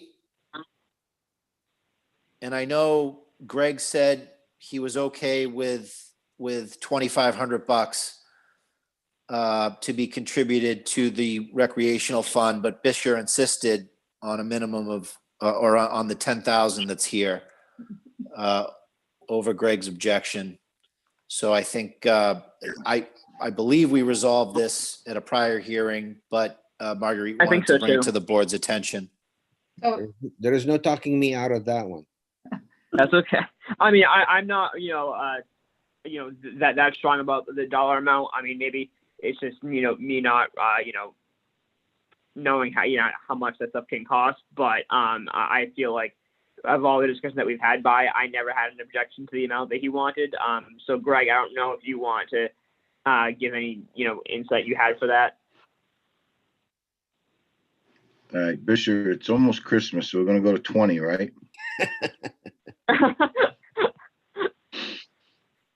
Come on now, it's all for the kids. Hey, it's cool. But no, all joking aside, Greg, why was that number? So why are you so strong on that number? All right, no, so because I reached out to the playground committee to find out what a playground, what kind of maintenance, where they were looking for some type of help. And after speaking with them, that would be a huge help to playground committee to use throughout taking care of some of the properties that we have existing now. Oh no, right. But I mean, do you feel? I mean, I don't want to say the expression don't bite the hand that feeds you. But I mean, is the amount that Bishop is insisting on so minimal that it's not even worth it, you think? I mean, I feel like personally, if it's kind of like a, I don't want to use the word them doing, doing anybody a favor, but I mean, is it that little that it's not worth it? Well, we had a playground. Some of our playgrounds cost between $30,000 to $50,000, and some more. Well, we're not asking them to build a playground. We're asking them to help with some of the areas. Zach, this is Jonathan Gale. Can I just interject a comment? Hold on. I just want Greg to finish his thought. Go ahead, Greg. Okay. I'm sorry. I thought he was. That's okay. Like I say, more the merrier. He started at a low number, and it was funny, like we just had. And I'd like to see more for the playground. But I'm trying to, we took away the playground from this development, not by the applicant's decision, but by our decision because of the way the property is and how, after listening to them with the maintenance for the homeowners association, that they don't like it. I'd rather have it on another part of the property, and not having it on their property. So at that point is when we started talking numbers. I mean, I'm only one member here, Zach. I'm just throwing something at you. Those were the numbers that, after talking to the playground committee, they're looking for some. They have some projects in the area right across the street from the town hall. They wanted to do some things which would help this particular development, I feel. Right, and I agree with you, but I mean, to me, I also feel like that. I don't want to say it's better than nothing, but almost like this is. I don't want to hit the bonus. I don't want to come off that we're accepting any kind of bribe or anything here. But like I personally, I have no problem or objection with the amount that Fisher is willing to put forth. I don't think it's. I mean, for me, I don't think it's worth the attorneys, hashing anything out. But that's just how I feel. Can I just say, this would never be viewed as a bribe. It is in lieu of passive or active recreation being constructed in the development. No. The amount, provision of a donation of amount to the town is an appropriate way to offset having to construct that within the development. Zach, No, I know that too. I just when I can't find a word, and I say the word favor, I know how that can come across. So that's all. Zach, this is Jonathan Gale. I'm just going to stick my little 2 cents in here for a minute. And I'm just going to give everyone a quick brief up to date on where parks stand in Dayton. 2 different things. One is we are in the process. There'll be an engineering review, hopefully, if it's approved at town meeting in a few weeks. But that's only for one project for the park, and that's to look at the track area in connecting with another part of that same project for town hall. Just to do that area alone, if we tried to bring it up to speed and make it accessible, could be upwards of $500,000 because of the complexity of that. The area that we're really looking at and where we would really want to potentially pump money, and I say this as the Disabilities Commission and potentially Parks and Rec, is we're looking right now with both committees at the North Dayton Playground and looking at models to make it fully accessible. There'll actually be a warrant article on that coming up at the town meeting in a couple of weeks, at the special town meeting, to look at that process. That project, which we're hoping to actually get fully approved at town meeting in next June, will cost potentially upwards of $200,000 to $300,000 to make it accessible so that it's fully accessible for children with all different types of disability. I would hope that, I know you can't earmark where money's going to go here specifically, but it would be nice if the language, first of all, could say to be used towards an accessible playground, number one. Number two, I know Fisher has this $10,000 figure in his head, but as was alluded to already, we've got Thanksgiving, be thankful. We've got Christmas coming up, the holidays, and children, hopefully by a year from now, are really going to want to get out and be able to be children again. I would like to see this go to $25,000 or even somewhere in the middle, because accessible playgrounds in communities are so expensive to build. They're enormously expensive comparatively to regular playgrounds. And that's the goal for Parks and Rec and for the Disabilities Commission. So I don't know if Fisher is willing to make a comment on that or willing to think about that. If we could, if you guys who are going to vote, if Fisher is willing to take this part of it under advisement till his next meeting with everybody and give it some more thought, I think it would really make a difference to the town residents.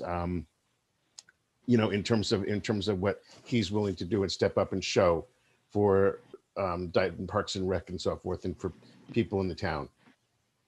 Obviously we'll let him comment, but I think Attorney Augustino said that he's pretty set on it, but I know what you mean, Jonathan, but also I may have misunderstood you, but I don't think he has necessarily anything to step up and prove or show to the town. I mean, he's not obligated to do. I'm not, this Zach. I'm not suggesting that he is formally obligated to do anything. That's not where I'm going with this. I'm just okay. It feels like it would be, to me, it would be the right thing to do, considering the size of the project, what's involved, the number of kids who even might be living in this development, and the number of people in town who could benefit from where the money could go otherwise. And I know what the cost would be because I've been very involved in it. That's why I'm asking Bishop to consider a higher figure.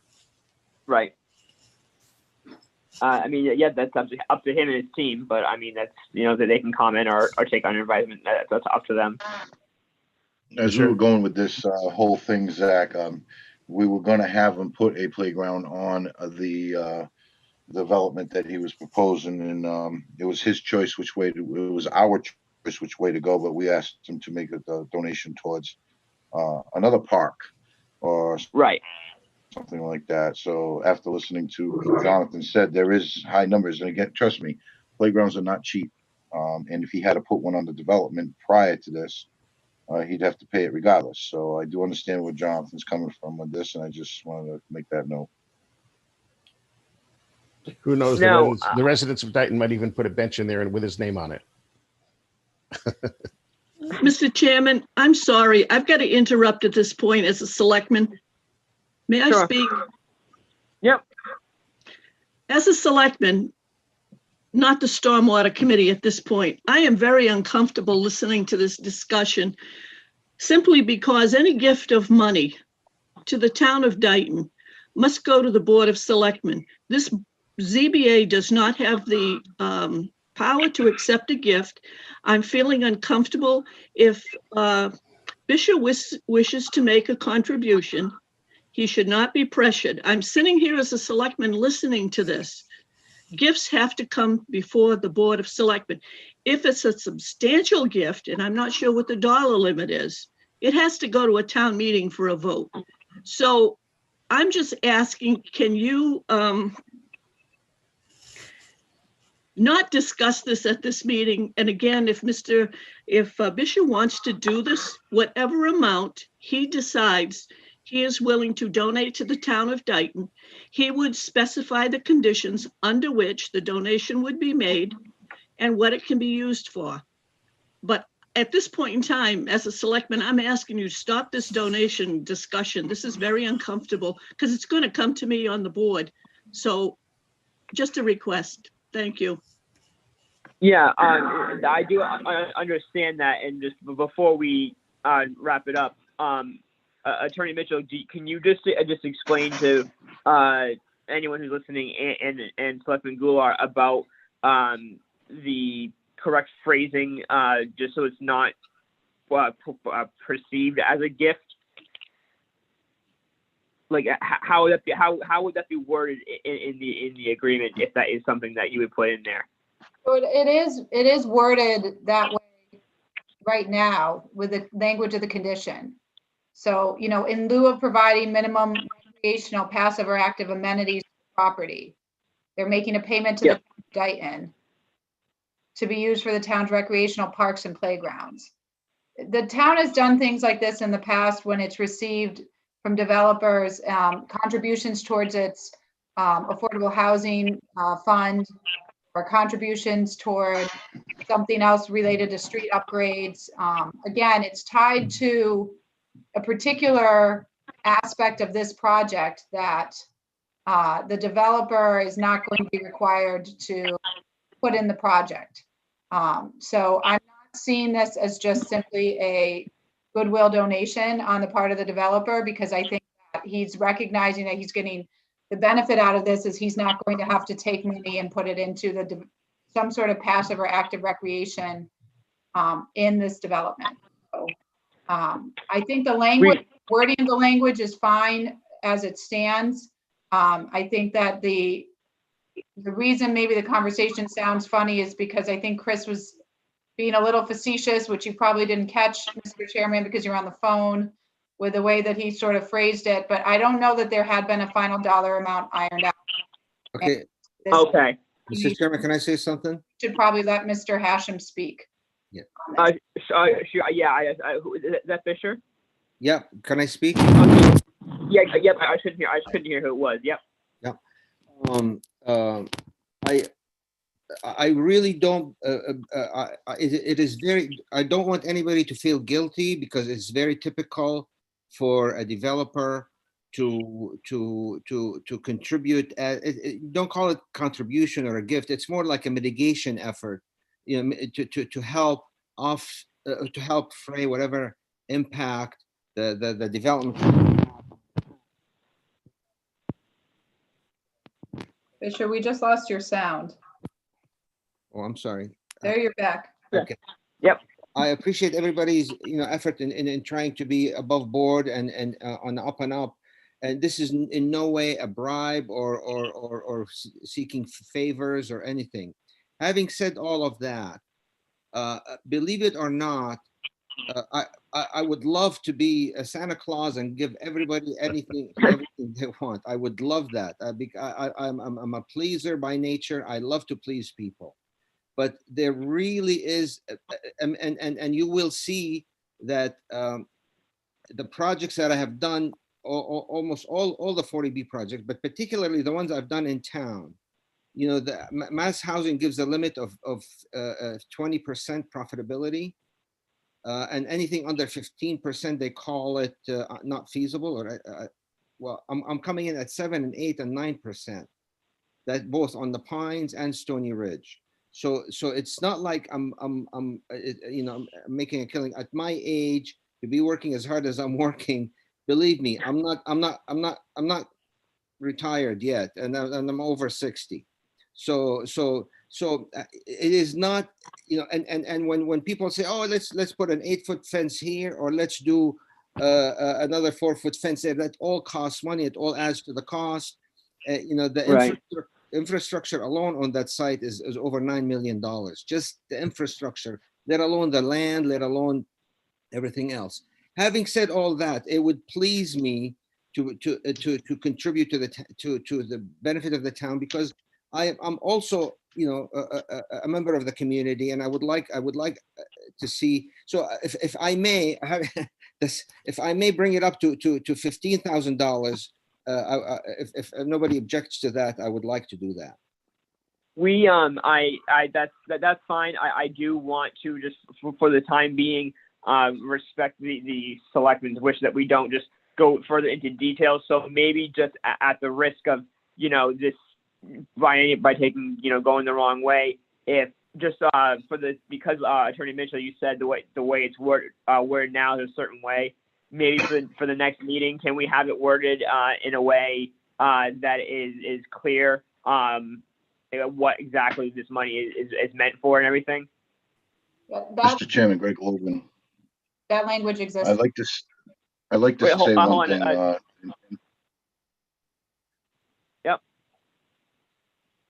Mr. Chairman, Greg Logan, I'd just like to say one thing. The only reason why Bisher is offering this funding towards the playground is in lieu of putting one on the property. This was what was brought up prior, which we have done in the past. I just want to clear that up with Mrs. Goulart. It's not that he just, in lieu of putting one on the property, he was like, well, I'll donate some money towards another piece of, if you want, towards the playgrounds in lieu of putting it on the property. But if it has to go to the town, and then they use it as adequately as they need, I understand. But that was the only reason why that was brought up. Mr. Right, Chairman, and that's just that. Yep. I understand all of that, and I don't question the in lieu of. In other words, there's no playground or rec area in the development. So Bisher is offering to do something nice for the town, something that, quite frankly, he doesn't have to do. My point is, I'm listening to some of the comments that were made, talking about existing playgrounds in town that are substantially more than what he's offering.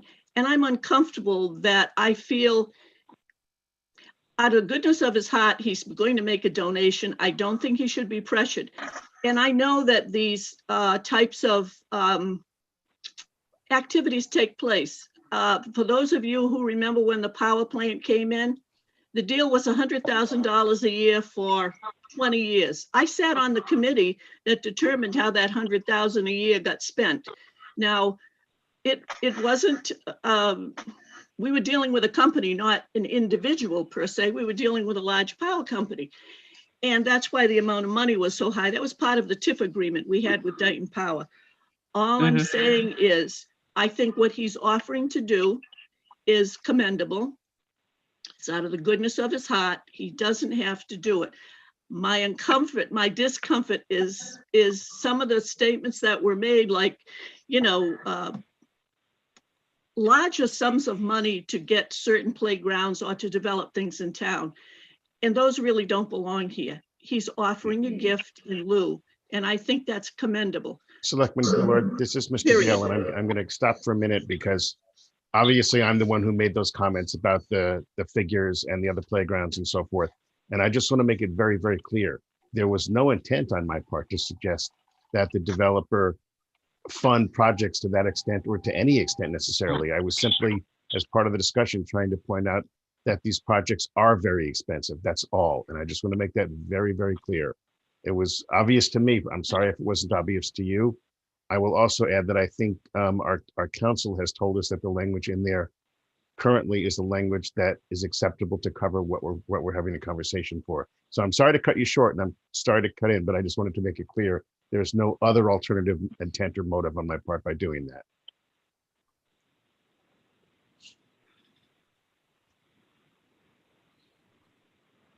Okay. Is there anything else regarding this? Or, I mean, if you want to, I don't want to say put out an advisement, it makes it sound like that we're voting, but do, the attorneys want to just figure out the wording of that for the next meeting? So I think we're going to need to make at least one more revision to this document. It sounds like in that revision, it will read $15,000, and that will be the way that you can vote on it. Correct. All right, $1 million. Great, got it for the minute. Great, John. Well- Thank you. Wow. All right. What we got next, guys?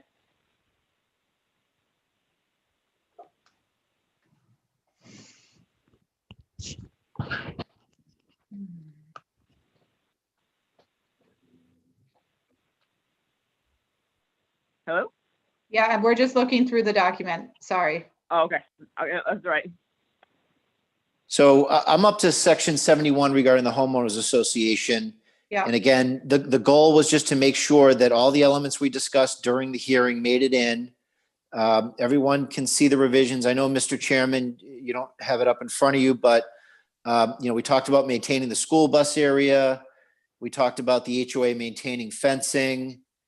We talked about the HOA maintaining the stormwater management system, and that's down below in section I. So all of these notes made their way into the draft permit, and Attorney Mitchell and I had confirmed that we covered everything, including some additional notes from Peter Williams. So I don't think there's anything in here that requires discussion unless Marguerite has a comment. Okay. If you go up to section 76, we had discussed submitting the operations or the operation and maintenance plan as part of final plans. This was actually a typo from an earlier draft where it still said it would be attached as Exhibit B. Attorney Mitchell and I are going to fix this. It's going to say shall be submitted for the board's review as part of the final plan submission. So that will be in section 76. Sorry, Chris, you went past, I thought you were still on 71. So I guess we need to go back to 72. Were we missing something in 72? Yeah, there's a couple of spots that I wanted to flag for the board's conversation. So I pointed out in going through it, I thought I pointed out, we discussed that the homeowners association is going to have a fund within the homeowners association trust account that is earmarked for any required maintenance of the stormwater management system and potential long-term capital reserve for the infiltration portion of the systems. Now, this was previously a separate document, which in actually applying this in the real world, the separate document didn't make sense and actually created more confusion than it was intended to. So we revised this one to provide that the HOA is going to have these accounts, and the accounts will provide for maintenance and capital reserve. So instead of having a separate document, we've included it in the HOA requirements. So that's going to be submitted to town council, and town council will review the HOA documents to ensure that's in there. Yes, that is correct. And I think we did cover that before, but this is where it's indicated in the document. The other one is Part E. This is a requirement that you've had in some homeowners association documents and you've taken out of others because of modification requests. It's the requirement that air conditioning window or wall units are in front of any dwelling unit. I just wanted to flag that for the board's attention because I think you're new members of the board. I don't know what your position is on all of this. It is being proposed to be included here. I know you've also approved modifications to delete that. Mr. Chairman, Greg Logan. Yeah. I'm not opposed to having that removed. I don't feel we should be able to tell the potential owner of a home he can't put one in a window or not. That's came up in another development. From our perspective, all of the, Bisher, correct me if I'm mistaken, but all of the buildings are going to have air conditioning. Correct. So this likely won't be needed. I think understanding where Mr. Logan's coming from, I think it does help to maintain aesthetics, and, you know, we're fine having it in here, but we'd probably have it in regardless in our HOA documents to maintain the aesthetics of the development. Yeah, the only reason why I'm saying that I'm not trying to keep that in, Chris, is to cool an entire house is very expensive. To cool one room, if someone needed it, it would be a lot easier because you can't just cool a single room with the type of system you have. That's the only reason why this came up before in another development, and I was opposed to it then. But I'm just one member. So the base models on these houses all include central air? Correct. Okay. Correct. And yeah, I mean, and the it's, you can control if you want to cool certain rooms versus others. You can just shut the register on that room. I actually do that in my house, where certain rooms we don't use. We just shut the register completely on a certain room, and that will increase efficiency.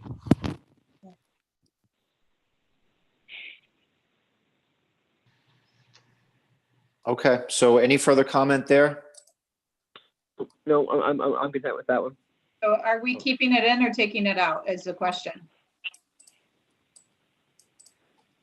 I'm okay with it. Okay, great. Sorry, Greg, just to confirm, you're okay with leaving it in or removing it? I'm okay with leaving it in. Okay. Okay, section 73. Again, ensuring that elements of the project that are to remain private and not become the responsibility of the town remain private. Peter Williams had added a note that none of the sanitary source systems or pump stations are going to be the town's responsibility. They'll be the HOA, which obviously we're fine with. Also a request to have a little bit more information on where does this matter with regards to conversations with the sewer commission at this stage. I'm sorry, say again, Marguerite? Has there been further communications with the sewer department? The latest communication we've had is we funded a study for them to do a complete study for the whole system. And they just sent me a statement of the bills, and they're still working on that study. The study, to my knowledge, has not been completed yet. Is that the whole system for Dayton or for the development? No, for Dayton.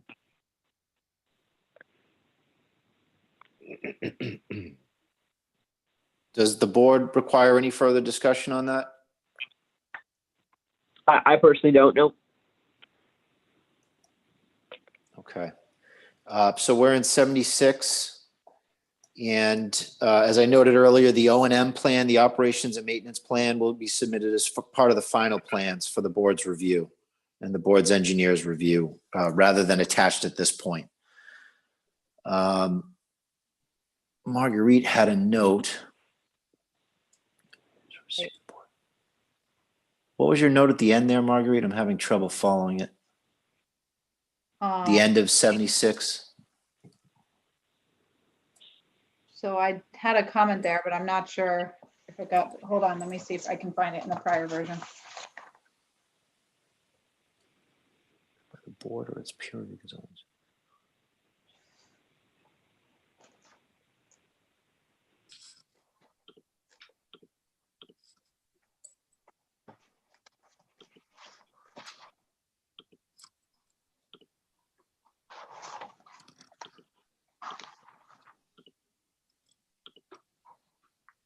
Oh, yeah. So this was just, a statement to confirm that if for whatever reason the town has to step in, that the applicant would reimburse the costs. I don't see Which, in the version I'm looking at right now, but I'll try to double check if there's anything. yeah, I can't recall anything specific. I just see it's highlighted, but I don't think there was anything of concern there. Shall we transfer this? There's a section 77. We just wanted to make sure that any lot in the development that has a no-touch area include a deed restriction that notes the no-touch area, which is appropriate and is done as a matter of course. And we have a condition here that requires it. Also, the conditions in the permit itself would have bearing on that and prevent any alteration of no-touch zones. So actually, Chris, I think my comment went to, and maybe you did resolve this, I've got to actually go look. So at one point in time, you were proposing the definition of final build out would be before everything was constructed, finished being constructed. But I think we revised that. I think at one point in time you had just the single family homes being completed, but not the certificate of occupancy. But I think we made that edit. And I think I had put a note that said this based on the last sentence, that's what it needed to be after everything was done. But I think that's why it was probably deleted in a version. Right. So okay. So that answers that. So that was a drafting discussion we had. Okay. So condition 82, Marguerite had highlighted, and we had discussion about the large tract of land that's approximately 66 acres being restricted in perpetuity as essentially open space or unbuildable area. We submitted a plan that shows that and depicts the lot in question. And I actually sent some additional language to Marguerite that's going to cover that as well. So I think condition 82 probably would be elaborated a little bit to show that that area is restricted. A portion of that area might be used for relocating a detention basin, right next to the current large detention basin, as shown on the alternate drainage plans. We're talking about the rear property, right? Yeah. So, so Greg, you might need a little sliver of that for a basin. Yeah. Okay.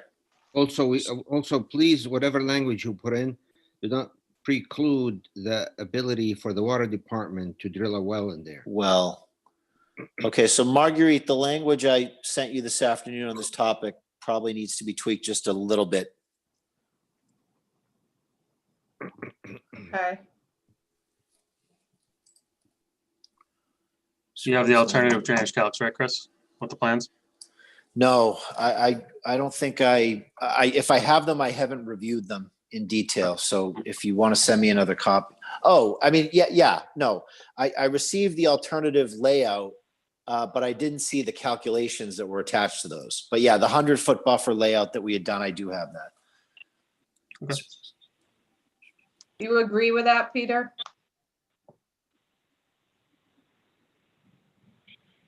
Sorry, yes, they may have to infringe upon that back lot.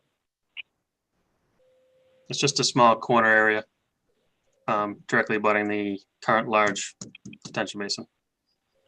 And the power line, right? Yep, and the power line's on the outside. Okay. Okay. Into section 83. This was language that Marguerite and I had discussed a while back in our discussion regarding waivers. And we wanted to create a mechanism that ensured that final plans would be reviewed in the ordinary course without, the need to reopen an extensive discussion on the waiver list, because the board, in essence, is approving the plan.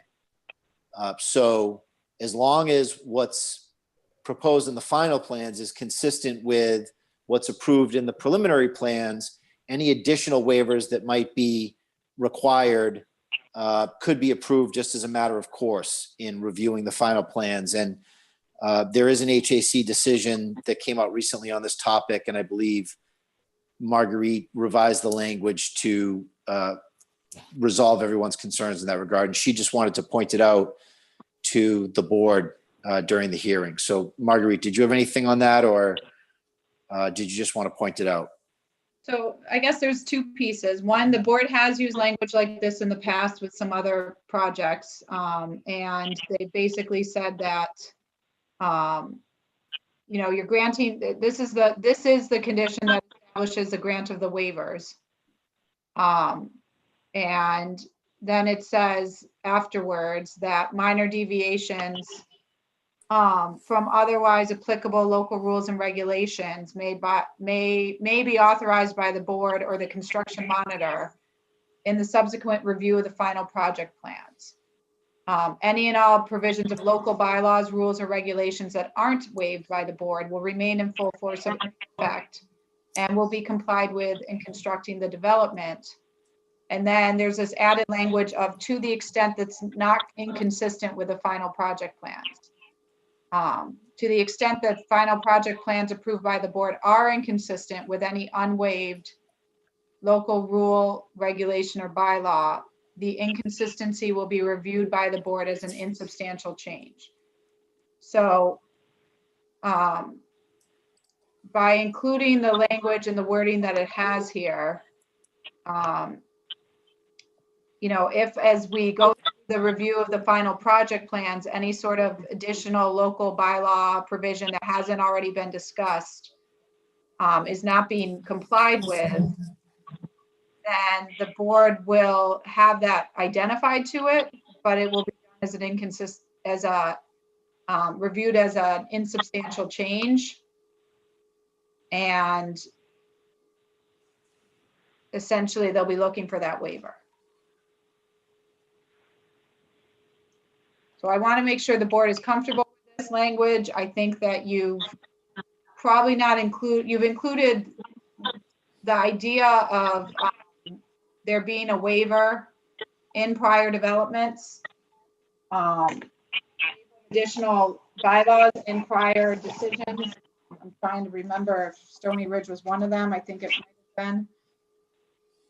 But I don't know that we've been that specific that this ends up being an insubstantial change process. Very often it ends up being a substantial change process in practice, but you're essentially already agreeing that that's how it would be done, as an insubstantial change process.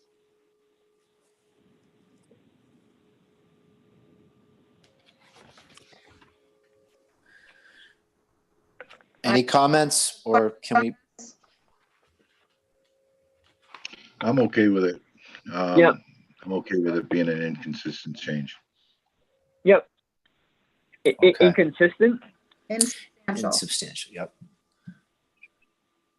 Okay. Okay. All right, so we've pointed that out. Section 88, Marguerite, do you want to describe just what you wanted to point out to the board here?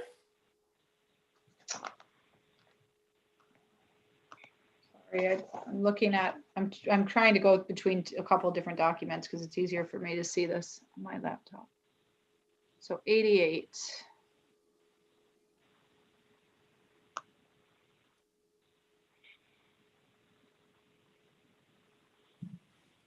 Okay, so you had waived section 4264 of the planning board rules and regulations, which I now have to go back and figure out what that is. And this, typically you've had some sort of draft inspection schedule attached to your permits. When is there going to be inspections by a reviewing engineer? Right now, that's not being proposed. Let me go find 4264.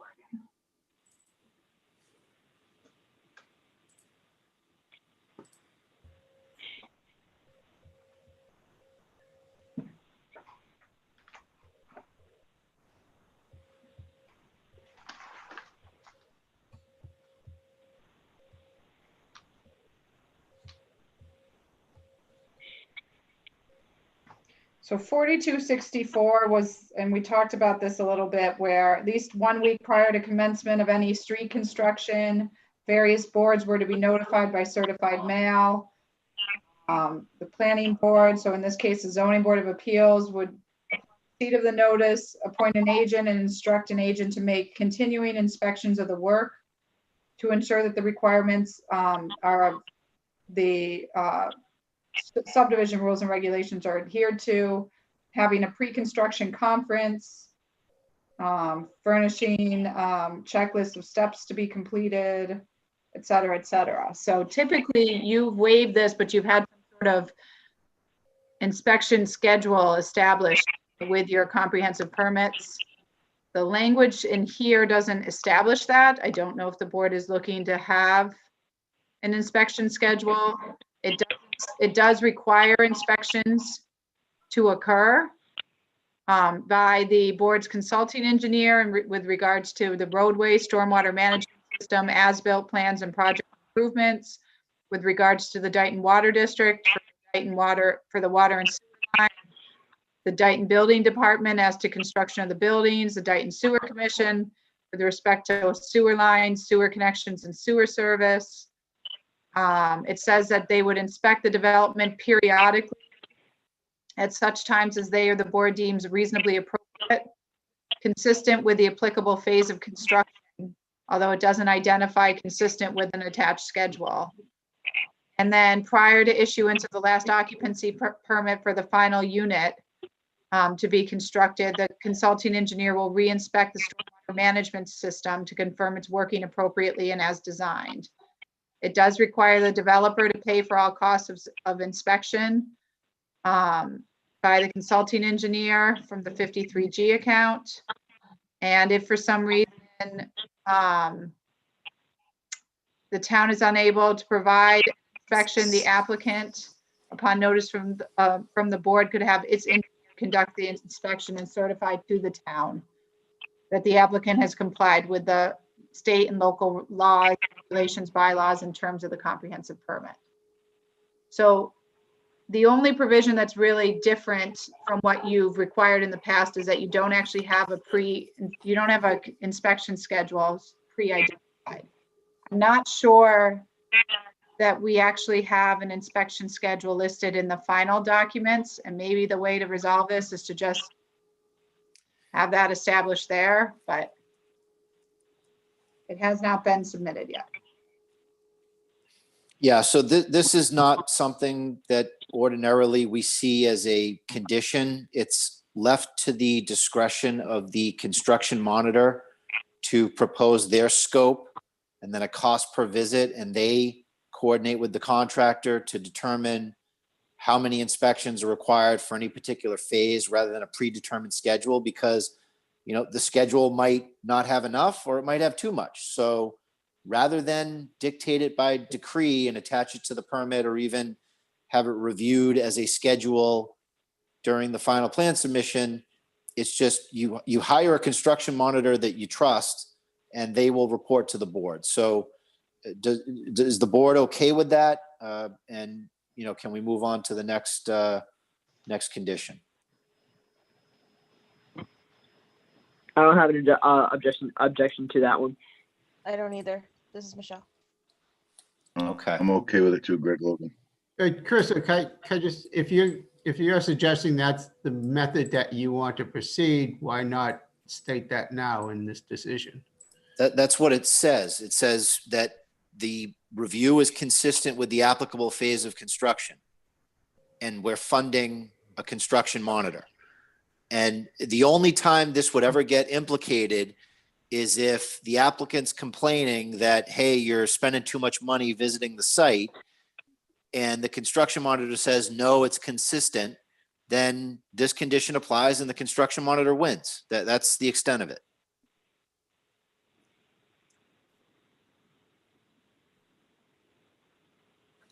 So this should resolve it. It sounds like the board's comfortable with it. Yep. Okay. So moving on, section 89, and this is another one that Marguerite and I discussed a solution to. And I think we just wanted to call the board's attention to the revised language, which should be sufficient here. Yes.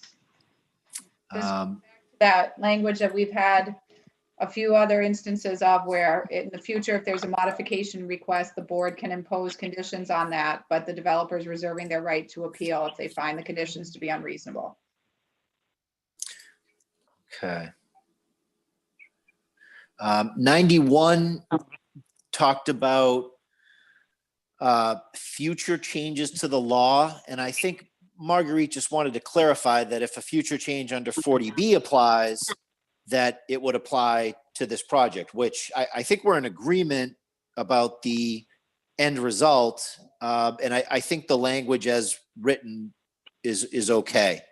And she just wanted to bring it to the board's attention. So the language is a little different than you've had. It's a pretty standard condition. It's not, you know, there's kind of one above it says, if any part of this decision is for any reason held invalid or unenforceable, it's not going to affect the validity of a different portion of the decision. There's certain kind of boilerplate conditions. This was one of them. It got revised slightly. I have a problem with the revision.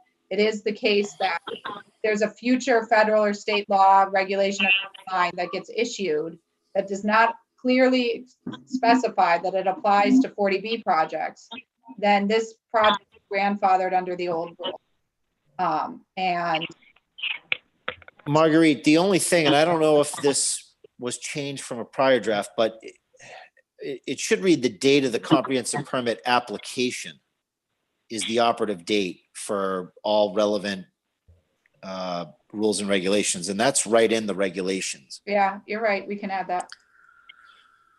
But yes, understood.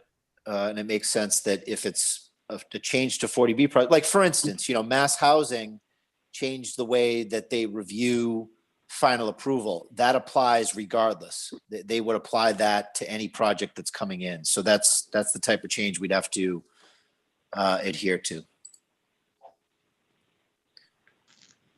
Okay.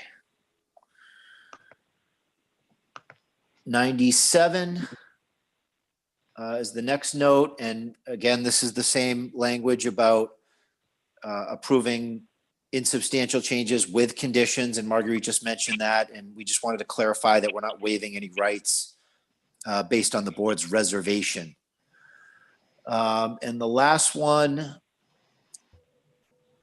I think the language is self-explanatory, but Marguerite wanted to note to the board that there's no phase lapse chart associated with this one. And we had discussed the idea of expiring permits. I think we settled, or we said actually we would settle on this language regarding status reports to the board in lieu of any expiration date on the permit. So we will report to the board the status report as to construction and sales activity.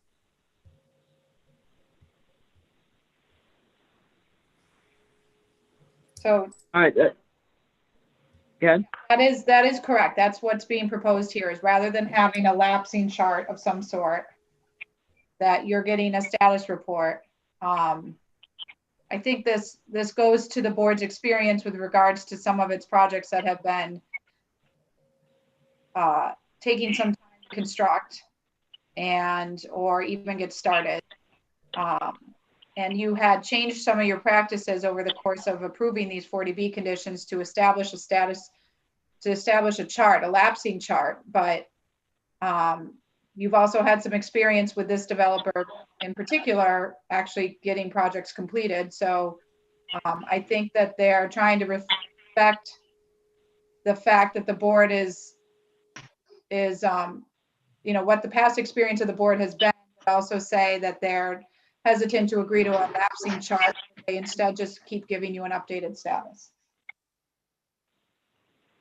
I mean, Greg, what thoughts do you have on that? This is my first, 40B from start to finish. So, how do you feel about that?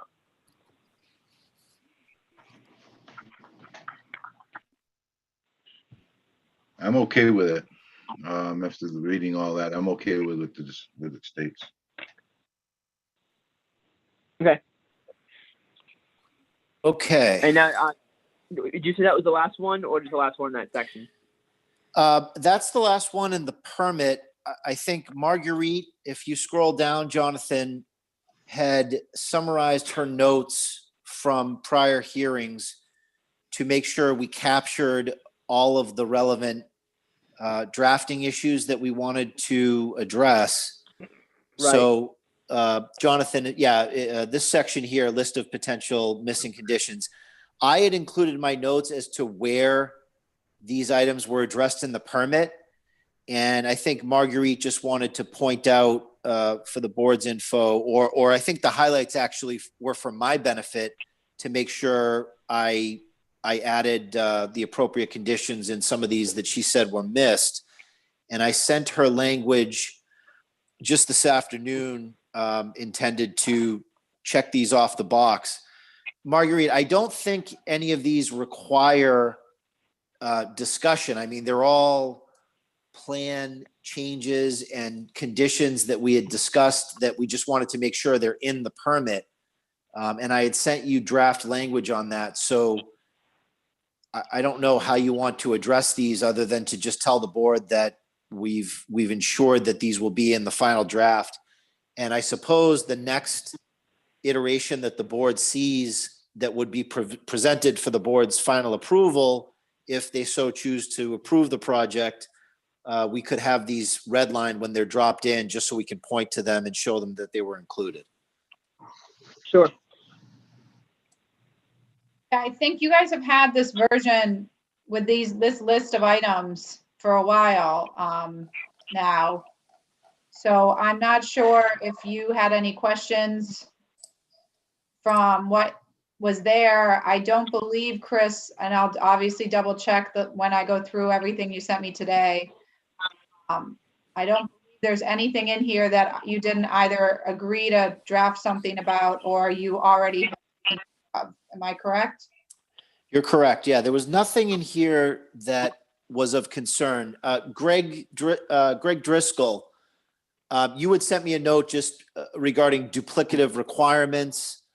We can get the language to Peter Williams just to make sure he sees how we've addressed some of these. But, for instance, Peter, you had a note saying that emergency outlets shall be provided for Basin 4A, I believe it was. And then the next note said emergency outlets shall be provided.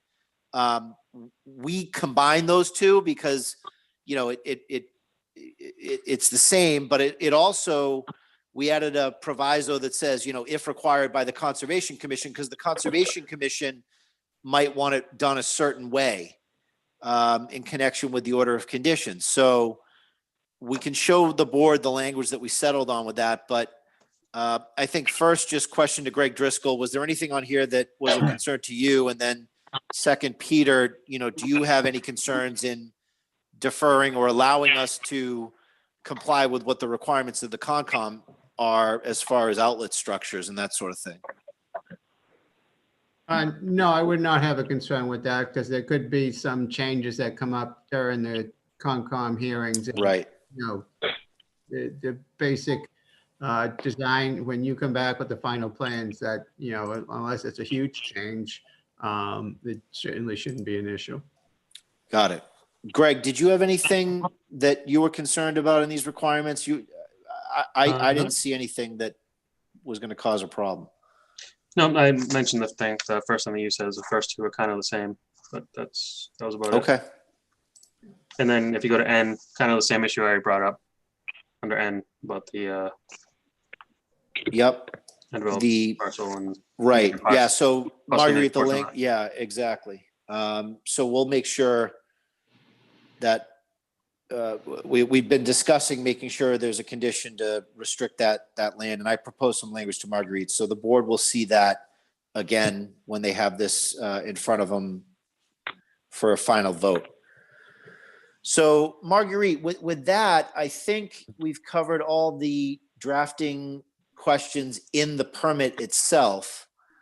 I know that you wanted to revisit the waiver list after the board had a chance to review all of the conditions, because some of the waivers were discussed and approved contingent on an acceptable condition being included.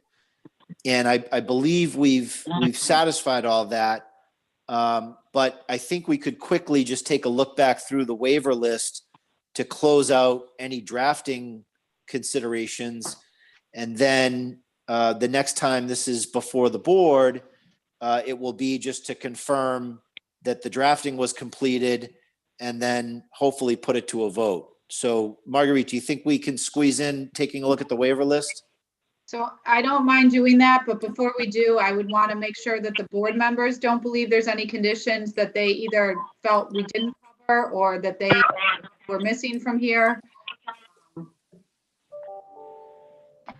I don't.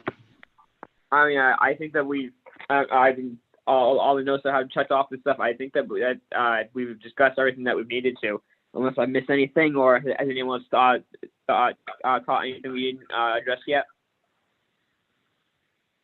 The only thing I believe is outstanding is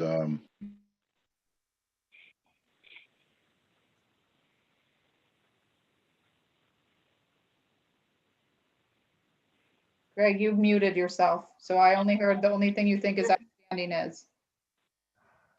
I'm sorry. What part did you hear? I'll repeat myself. Nothing. Yes, I feel like the only thing that's still outstanding that we were discussing, which is still we can go back and revisit, is about the fencing near the townhouses where that steep grade is. And everything that I've had on my list has pretty much been checked off. We discussed about the sewer that's going to be brought up at a later date. Yeah, I'm okay with it. Greg, I thought we said on the area to the right of the townhouses, we were going to do a 4-foot high chain link with plastic coating. Yes, it just has to be put into it and have it rewritten. Oh, yeah. So we can have when we sign it all. But yes, that's what we agreed to. Okay, so I will, we'll make sure all that makes its way in. So Jonathan, I know Marguerite sent you the latest version of the waiver. I just want to make sure Michelle doesn't have anything else too. No, I didn't. No, I'm sorry. That's okay. Thank you. Jonathan, I know Marguerite sent you a copy of the latest version of the waiver list, just with her notes calling out sections that she wanted to just confirm the waiver based on a condition in lieu of. So I don't know if you can pull that up. I'll bring that up now. And I have the planning board regs up, so I should be able to quickly cross-reference.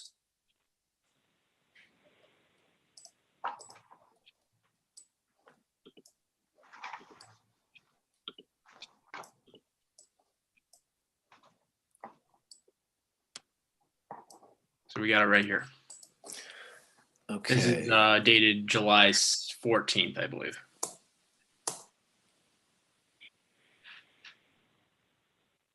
Yep. So I think the way to do this, Jonathan, would be to look at the comments that I have.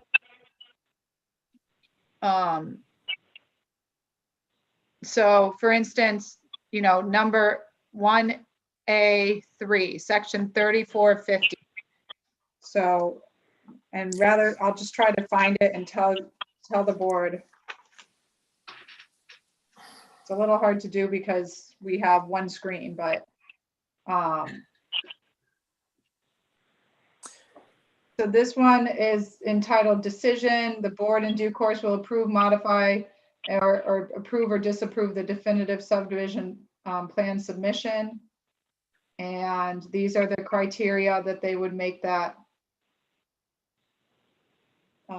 approval with. So we had agreed that we would confirm that they wanted a complete waiver of this. Once they looked at the conditions about water and sewer. Is there a specific page I should scroll to for that? You mean on this document that you're looking at? Yeah. So this document, it's on that first page. Okay. See what 3450 is highlighted? Yep. So when we went through all the criteria that a definitive subdivision plan is submitted on, it includes things that relate to, determining that the development at the location doesn't entail unwarranted hazard to safety, health, or convenience of the residents. And I think the language that had probably triggered wanting to make sure that the water and sewer conditions were worded in such a way that there was going to be compliance with the technical requirements that might have been requested by those various commissions at the time they were constructed. So we can go back into this and see, but we reviewed those conditions, I think, two meetings ago.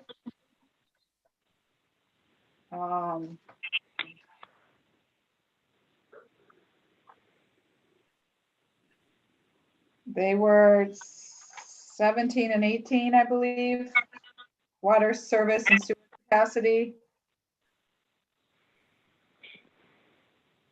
And they are planning the construction regulations of the Dayton District with regards to connecting the water supply components, excepted those that were waived in here.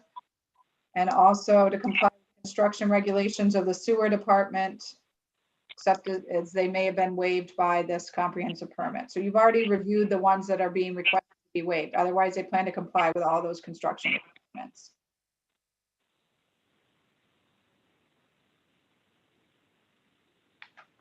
So I just want to make sure the zoning board is now it kind of comes back to you to say, are you comfortable waiving this provision? You've seen what the wording conditions are relating to water and sewer. So Yep. Go ahead. No, sorry, we had discussed the conditions and we can confirm that they're in the permit as intended. I didn't know if any board members had any other concerns there. I don't know. I know with the issue that we potentially had with the water and sewer and the amount of the pumping, all that kind of stuff. But as long as everything is good, then I'm fine with that one. I'm okay with it too, Mr. Chairman. Greg Logan. I am okay with it. I just have now Bisher had mentioned something about you're waiting for the town to give him a report in regards to sewer as well, correct? But he has no But ETA. they're just doing an analysis to see the impact of the flow on the system. Okay.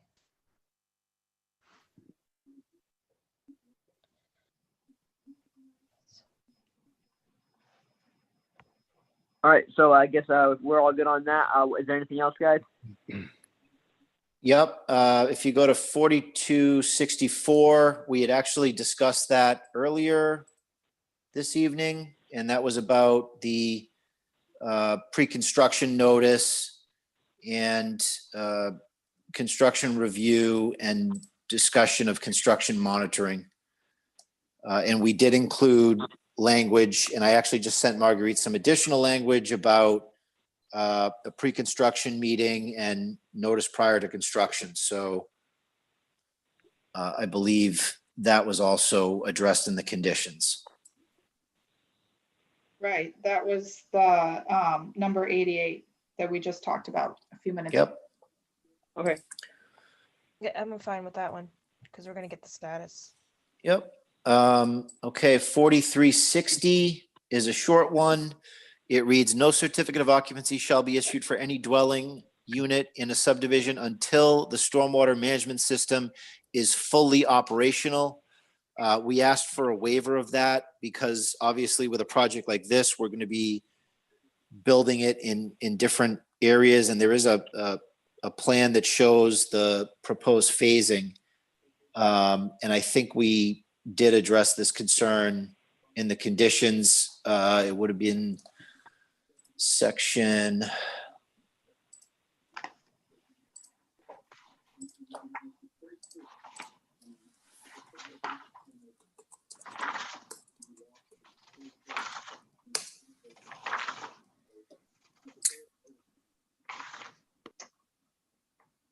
66 is one of them. I mean, there are several of these that address it.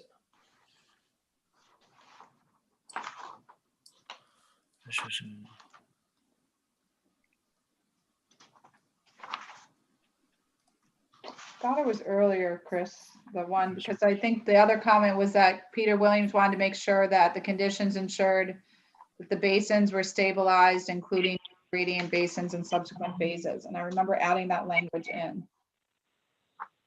It's section 6 all the way up above. Has the stabilized language. It's in a few places. Yeah, so condition 6 talks about your phasing plan. And then that language that Peter Williams was looking to have added is included in there. So if you're comfortable with the way that condition was worded, then the question is, are you comfortable waiving that 4360 as a result? I am. I am Greg Logan. Yes, fine, Michelle Lima.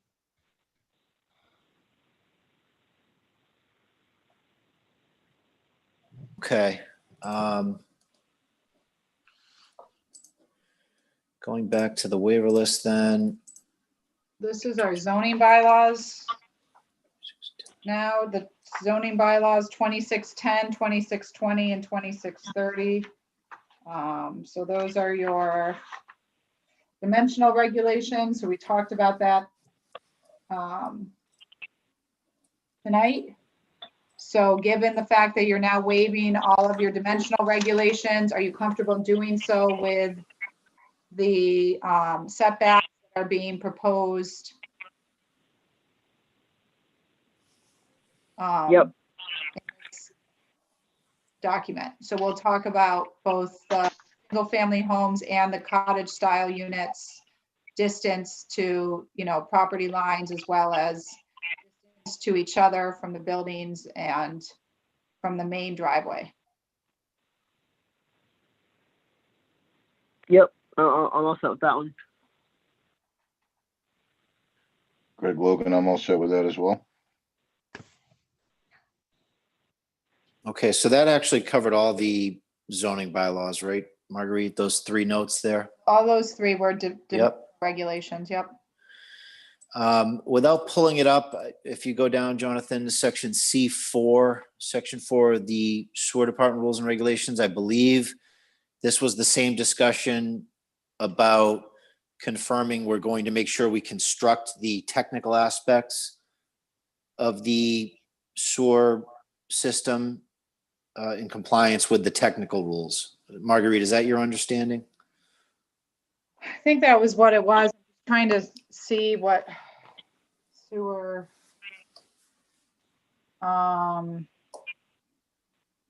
It's just that section 4, the large project supplement. I don't think it's the whole thing. So. Right, and the idea was that the large project review is basically subsumed in the 40B review was my recollection. Right, and this is actually So this one actually is under part 2. Is this 2? Sorry. Yeah, 2, part 2. So we're saying that the waiver is granted so that the zoning board becomes a responsible entity to the extent applicable, and to note that the following bylaws, rules, etc., are superseded by the requirements of approved plans and the terms of the comprehensive permit. You're not waiving it in its entirety. You're just making it comply, having the zoning board be the reviewer and having it comply with the comprehensive permit, and approved plans will supersede any changes. That'll be the governing entity over whatever this bylaw may say. So if there's a difference of opinion, it'll be whatever's been approved in the comprehensive permit and the approved plans. Okay. I'm okay with that. Yeah. All right, and the last one we wanted to revisit was the Dayton Electric Light District regulations for street lighting. And I believe the discussion was that we were going to take another look at the conditions regarding street lighting, which we've done, and we decided or discussed where they're going to be and who's going to pay for them. Mhm. So Marguerite, did you have anything else on that one? Yeah, so again, yes, that's exactly it. Again, this one also is requiring, the waiver is not a complete waiver of it. It's just requiring it to be waived to the extent that the approved plans will control. So street lighting has been shown on the approved plans. We also have some conditions about it. Are you comfortable with all of that discussion to be able to now waive it that way? I am Michelle Lima. I have a question. On the streetlights, did we determine those are still gonna be ran by individual homes, or are we gonna have them so they can't shut them off? No, the street lights themselves are gonna be, they're gonna be on their own meter. Okay, so they're not the ones like you have at the other place on the front Right. of the Right. house. Okay, I'm okay with it. Okay. And then we also said that for the streetlights too, we said that the homeowners association would be responsible for, not the streetlights, sorry, the lighting in the project. That's not, actually, I think it was a street lighting, wasn't it? It's still gonna be the. Yeah, I believe it was street lighting. Yeah, Yeah, Right. even if it's in the public right of way, it's still gonna be the responsibility of the homeowners association. Correct. That's correct. Okay. So I think we can close that one out as well. I'm okay with it, yep. Okay, so those were all the waivers we wanted to revisit. Marguerite, before I let you wrap up any other notes you might have, I just caught when we were discussing the certificate of occupancy requirements. Jonathan, can you pull up section 66 in the comp permit? Yes, hold on one second.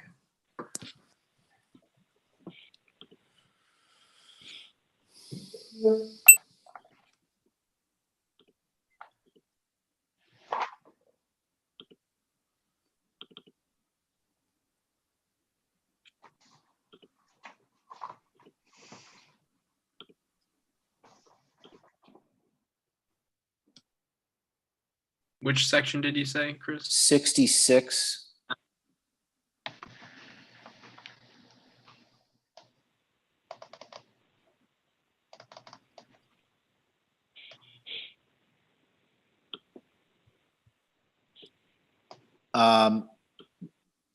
Bisher, I caught this language. Should this read, shall certify or shall demonstrate to the satisfaction of the board that the location and elevation of all utilities serving the unit for which a certificate of occupancy is to be issued are final? And this speaks to the potential phasing. I mean, you might have some utilities that are not associated with the unit in question.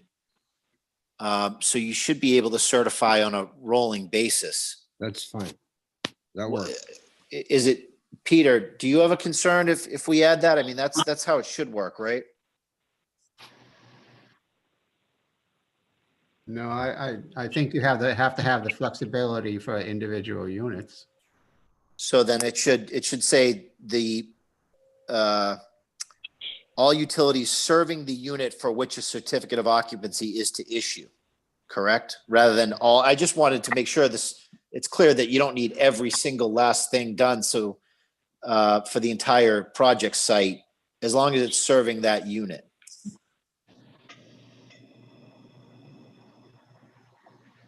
That makes sense. I mean, Right. you're going to have the board's final approval of the whole project, but Right. units will be through the building inspector. Right. Marguerite, do you see that change there? Do you have any concern if we clarify that? I think it's more of a clarification than anything here. Because we're not going to certify utilities for the entire site if, for instance, the townhouse sections are completed and all the utilities are done. So it should be the unit for which the certificate of occupancy is going to issue. Yes, that makes sense to me. Okay, so would you Would just it make be that? unit / also building? It could be, I suppose, for for a townhouse building, I suppose, Peter. Mhm.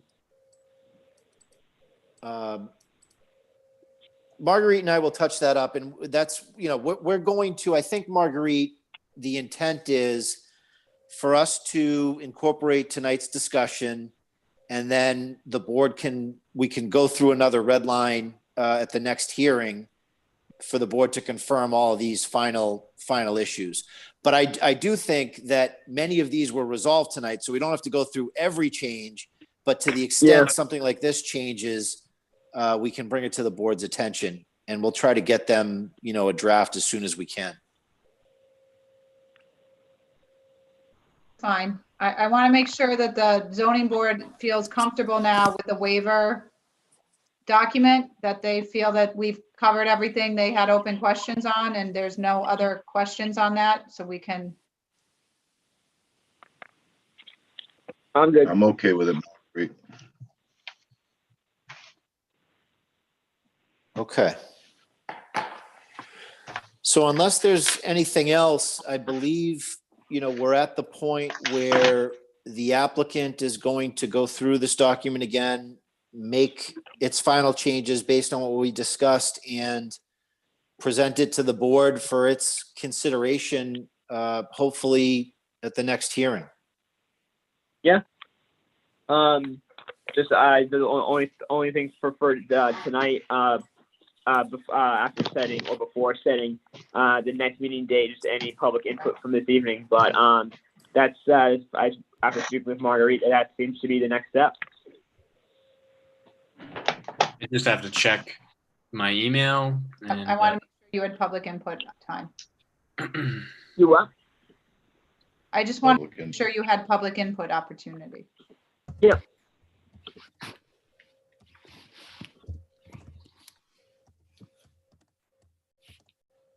Yeah, I've got no public input via email or phone tonight. So I believe we may have some individuals on the phone, or I think we've got, let's see. I don't know if we do actually. Sorry. I don't see Mr. Murphy on here, but he was on earlier. And now, did we receive any kind of correspondence from him that we need to read? We did have some letters that were exchanged between the applicant and Mr. Murphy, who's the attorney for Country Hill Abutters.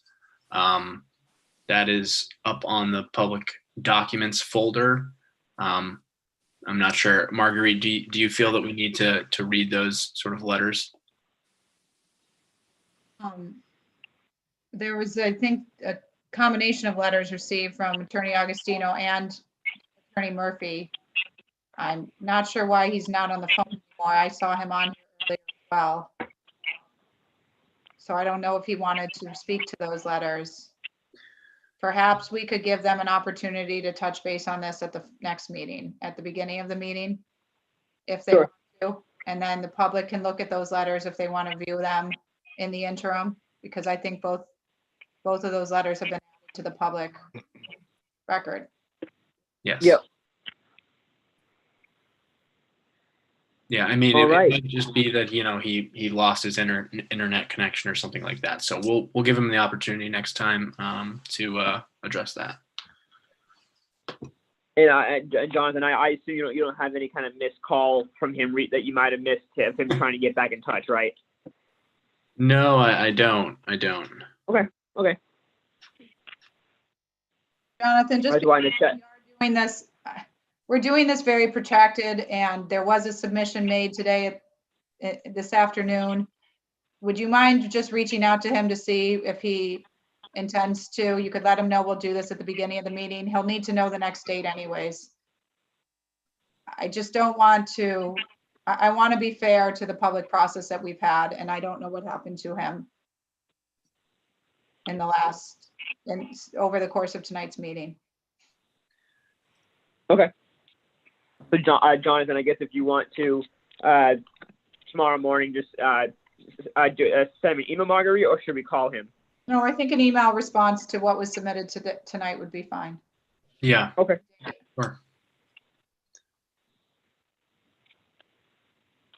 All right. That being said, we can break out our calendars for one of the last times to see if we can get a good meeting date that works for everyone. So obviously we are looking into holidays, so we got to be very mindful of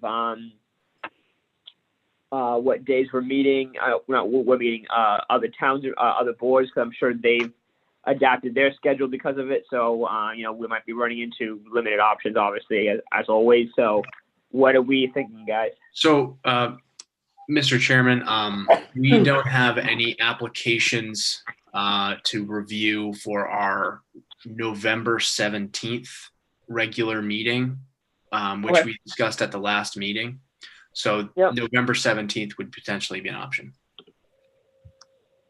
Oh, then I'd say we just, well, obviously if it works for everybody, I don't think it's worth, considering that as a regular meeting. Now, if we haven't got anything, then you know what, it's the holidays, and we gotta act now before we get too bogged down with limited dates to go with. So how does that work for everybody?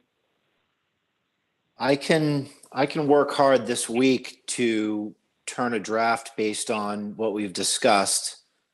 And I can make the 17th. Bisher, I don't know if you're available. Marguerite? I'm available. That works for me right now. Yeah, that's fine. Works for me Anybody else? too. No one has any kind of vacations that are going to take them away before the holiday? I'm okay, Zach. All right. So I will need a motion to continue the public hearing when someone is good to do that. This is Michelle Lima. I'll make a motion to move the next meeting until November 17th. Do you know what day that is? I'm not sure. It's a Tuesday. Tuesday. November 17th, 2020, 7 p.m. Is there a second? I'll second that motion, Mr. Chairman. Any discussion? All those in favor? Aye. Aye. All righty. So you are all set, guys, for Strawberry Fields. Thank you very much. We will see you guys then. Thank you, everybody. Thank you, Mr. Chairman. Thanks, everyone. Chris, Thank you, guys. Yep. can you get me that by Friday, do you think? I'm going to tomorrow. Yes, I will definitely get it by Friday. Okay, my middle Definitely. birthday is the weekend, so if I can avoid if I can get it done on this weekend before, that would be great. Absolutely. I'll make this a priority. I'll get it to you as soon as I can. Okay, thank you very much. Thank you. Okay. Thanks, everyone. Thank you. Bye-bye. Good night. Good night. Night. Board members, do we have anything on the agenda that we need to discuss, or anything public input that you guys feel you want to say for anything at all? I'm good at this time, Mr. Chairman. Wow, that was, despite being on the longer side, that was a pretty low maintenance meeting. I agree. As a listener, I have to say you guys did a lot of really great work. Oh, I can't tell if you're being facetious, Jonathan, but thank you. No, I'm serious. No, I mean, no, well, sometimes I'm facetious, yes, but I actually mean that. You guys really worked your way through this pretty methodically tonight. It was pretty impressive to listen to. Yeah, I was, wasn't sure how it was going to end up being, based on the last one. I guess, being a new chairman, I'm out whenever there's a tense moment. I'm always a little gun shy going into the next, not gun shy, but hesitant, wondering, is the tone going to continue, or has it, but everything was handled the way it should have been.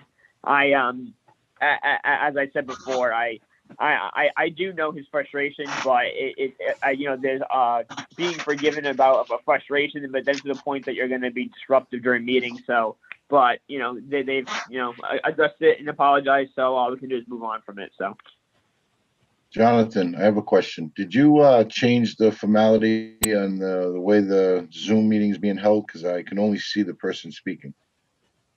Yeah, so we are using a new Zoom account. It is basically it's just difficult to have two meetings going on at the same time with one Zoom account. It's basically impossible. So the planning board and our board as well had some meeting conflicts where the board of selectmen was at the same time, or they were at 6 p.m. and we were at 7, and we just couldn't have the same Zoom account. So we had to create a new one. So that's why it looks a little bit different here. And that's why Cable is actually not with us tonight. I did send them the link, but they probably weren't able to make it, but yeah. So administratively, I don't know if anybody else, but the voice, it was breaking up constantly for me. I don't know if it was breaking up for everyone else. Yeah, it was for me, but like I mentioned at the start of the meeting, my service was bad, so I just kind of assumed it was on my end. But I mean, I did notice it, but I didn't think it was anything different.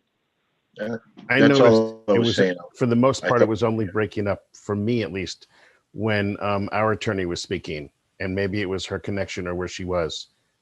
I did notice that, and I think it seemed like anytime Marguerite was speaking, Zach's phone was having some sort of feedback potentially. Yeah, but I'm not sure. Yep. I'm on speaker. I'm not usually I have my headphones in, but I didn't bring them with me when I traveled. So maybe that's why you're not used to hearing that, because I usually have the headphones in, but I don't know.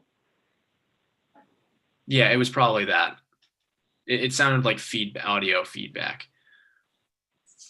But it still works. Yep. Yeah. But before we adjourn, guys, I just want to take a moment. Jonathan Gray, I thank you for everything. You are unbelievable. You put in a lot of work, and whatever hiccups you think are going to come up, it's fixed in a matter of seconds. You're unbelievably resourceful. I kind of wish you were a board member, but seriously, you do an awesome job, Jonathan. Thank you very much. I appreciate that. I'll second that. I agree, Jonathan. You're doing a great job. No, don't second it. Then I'll have to put it in the minutes.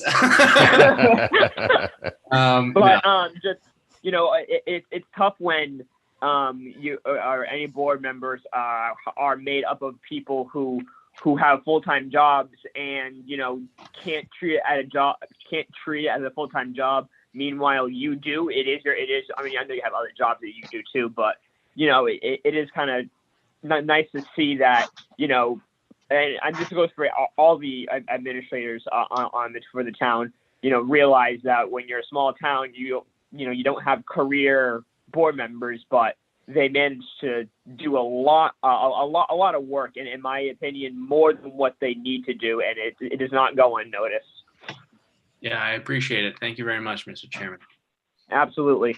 I don't think we have any further public input tonight. That was the only other thing on the agenda. And so I think that's it. We just have to have a motion to adjourn. All righty. Who's going to do it? This is Mr. Gale. I didn't get a chance to say too much tonight, so I'll do it now. I love it. All right, sounds good. Do I have a second? I'm making a motion that we adjourn. I You second that. can't, hey, yeah, Jonathan, you can't also second it because you didn't speak a lot. You can only do the first one. There No, you I go. second it. I second it. Oh, okay. Okay. All right. Any discussion? All in Nope. favor? Aye. Aye. All right. Oh, Good we're night, supposed guys. to Thanks say our so names. much. It's Jonathan saying aye. I think we all are. I got it. Thank All you. right. Bye, guys. Thank Bye. you. Good night, guys.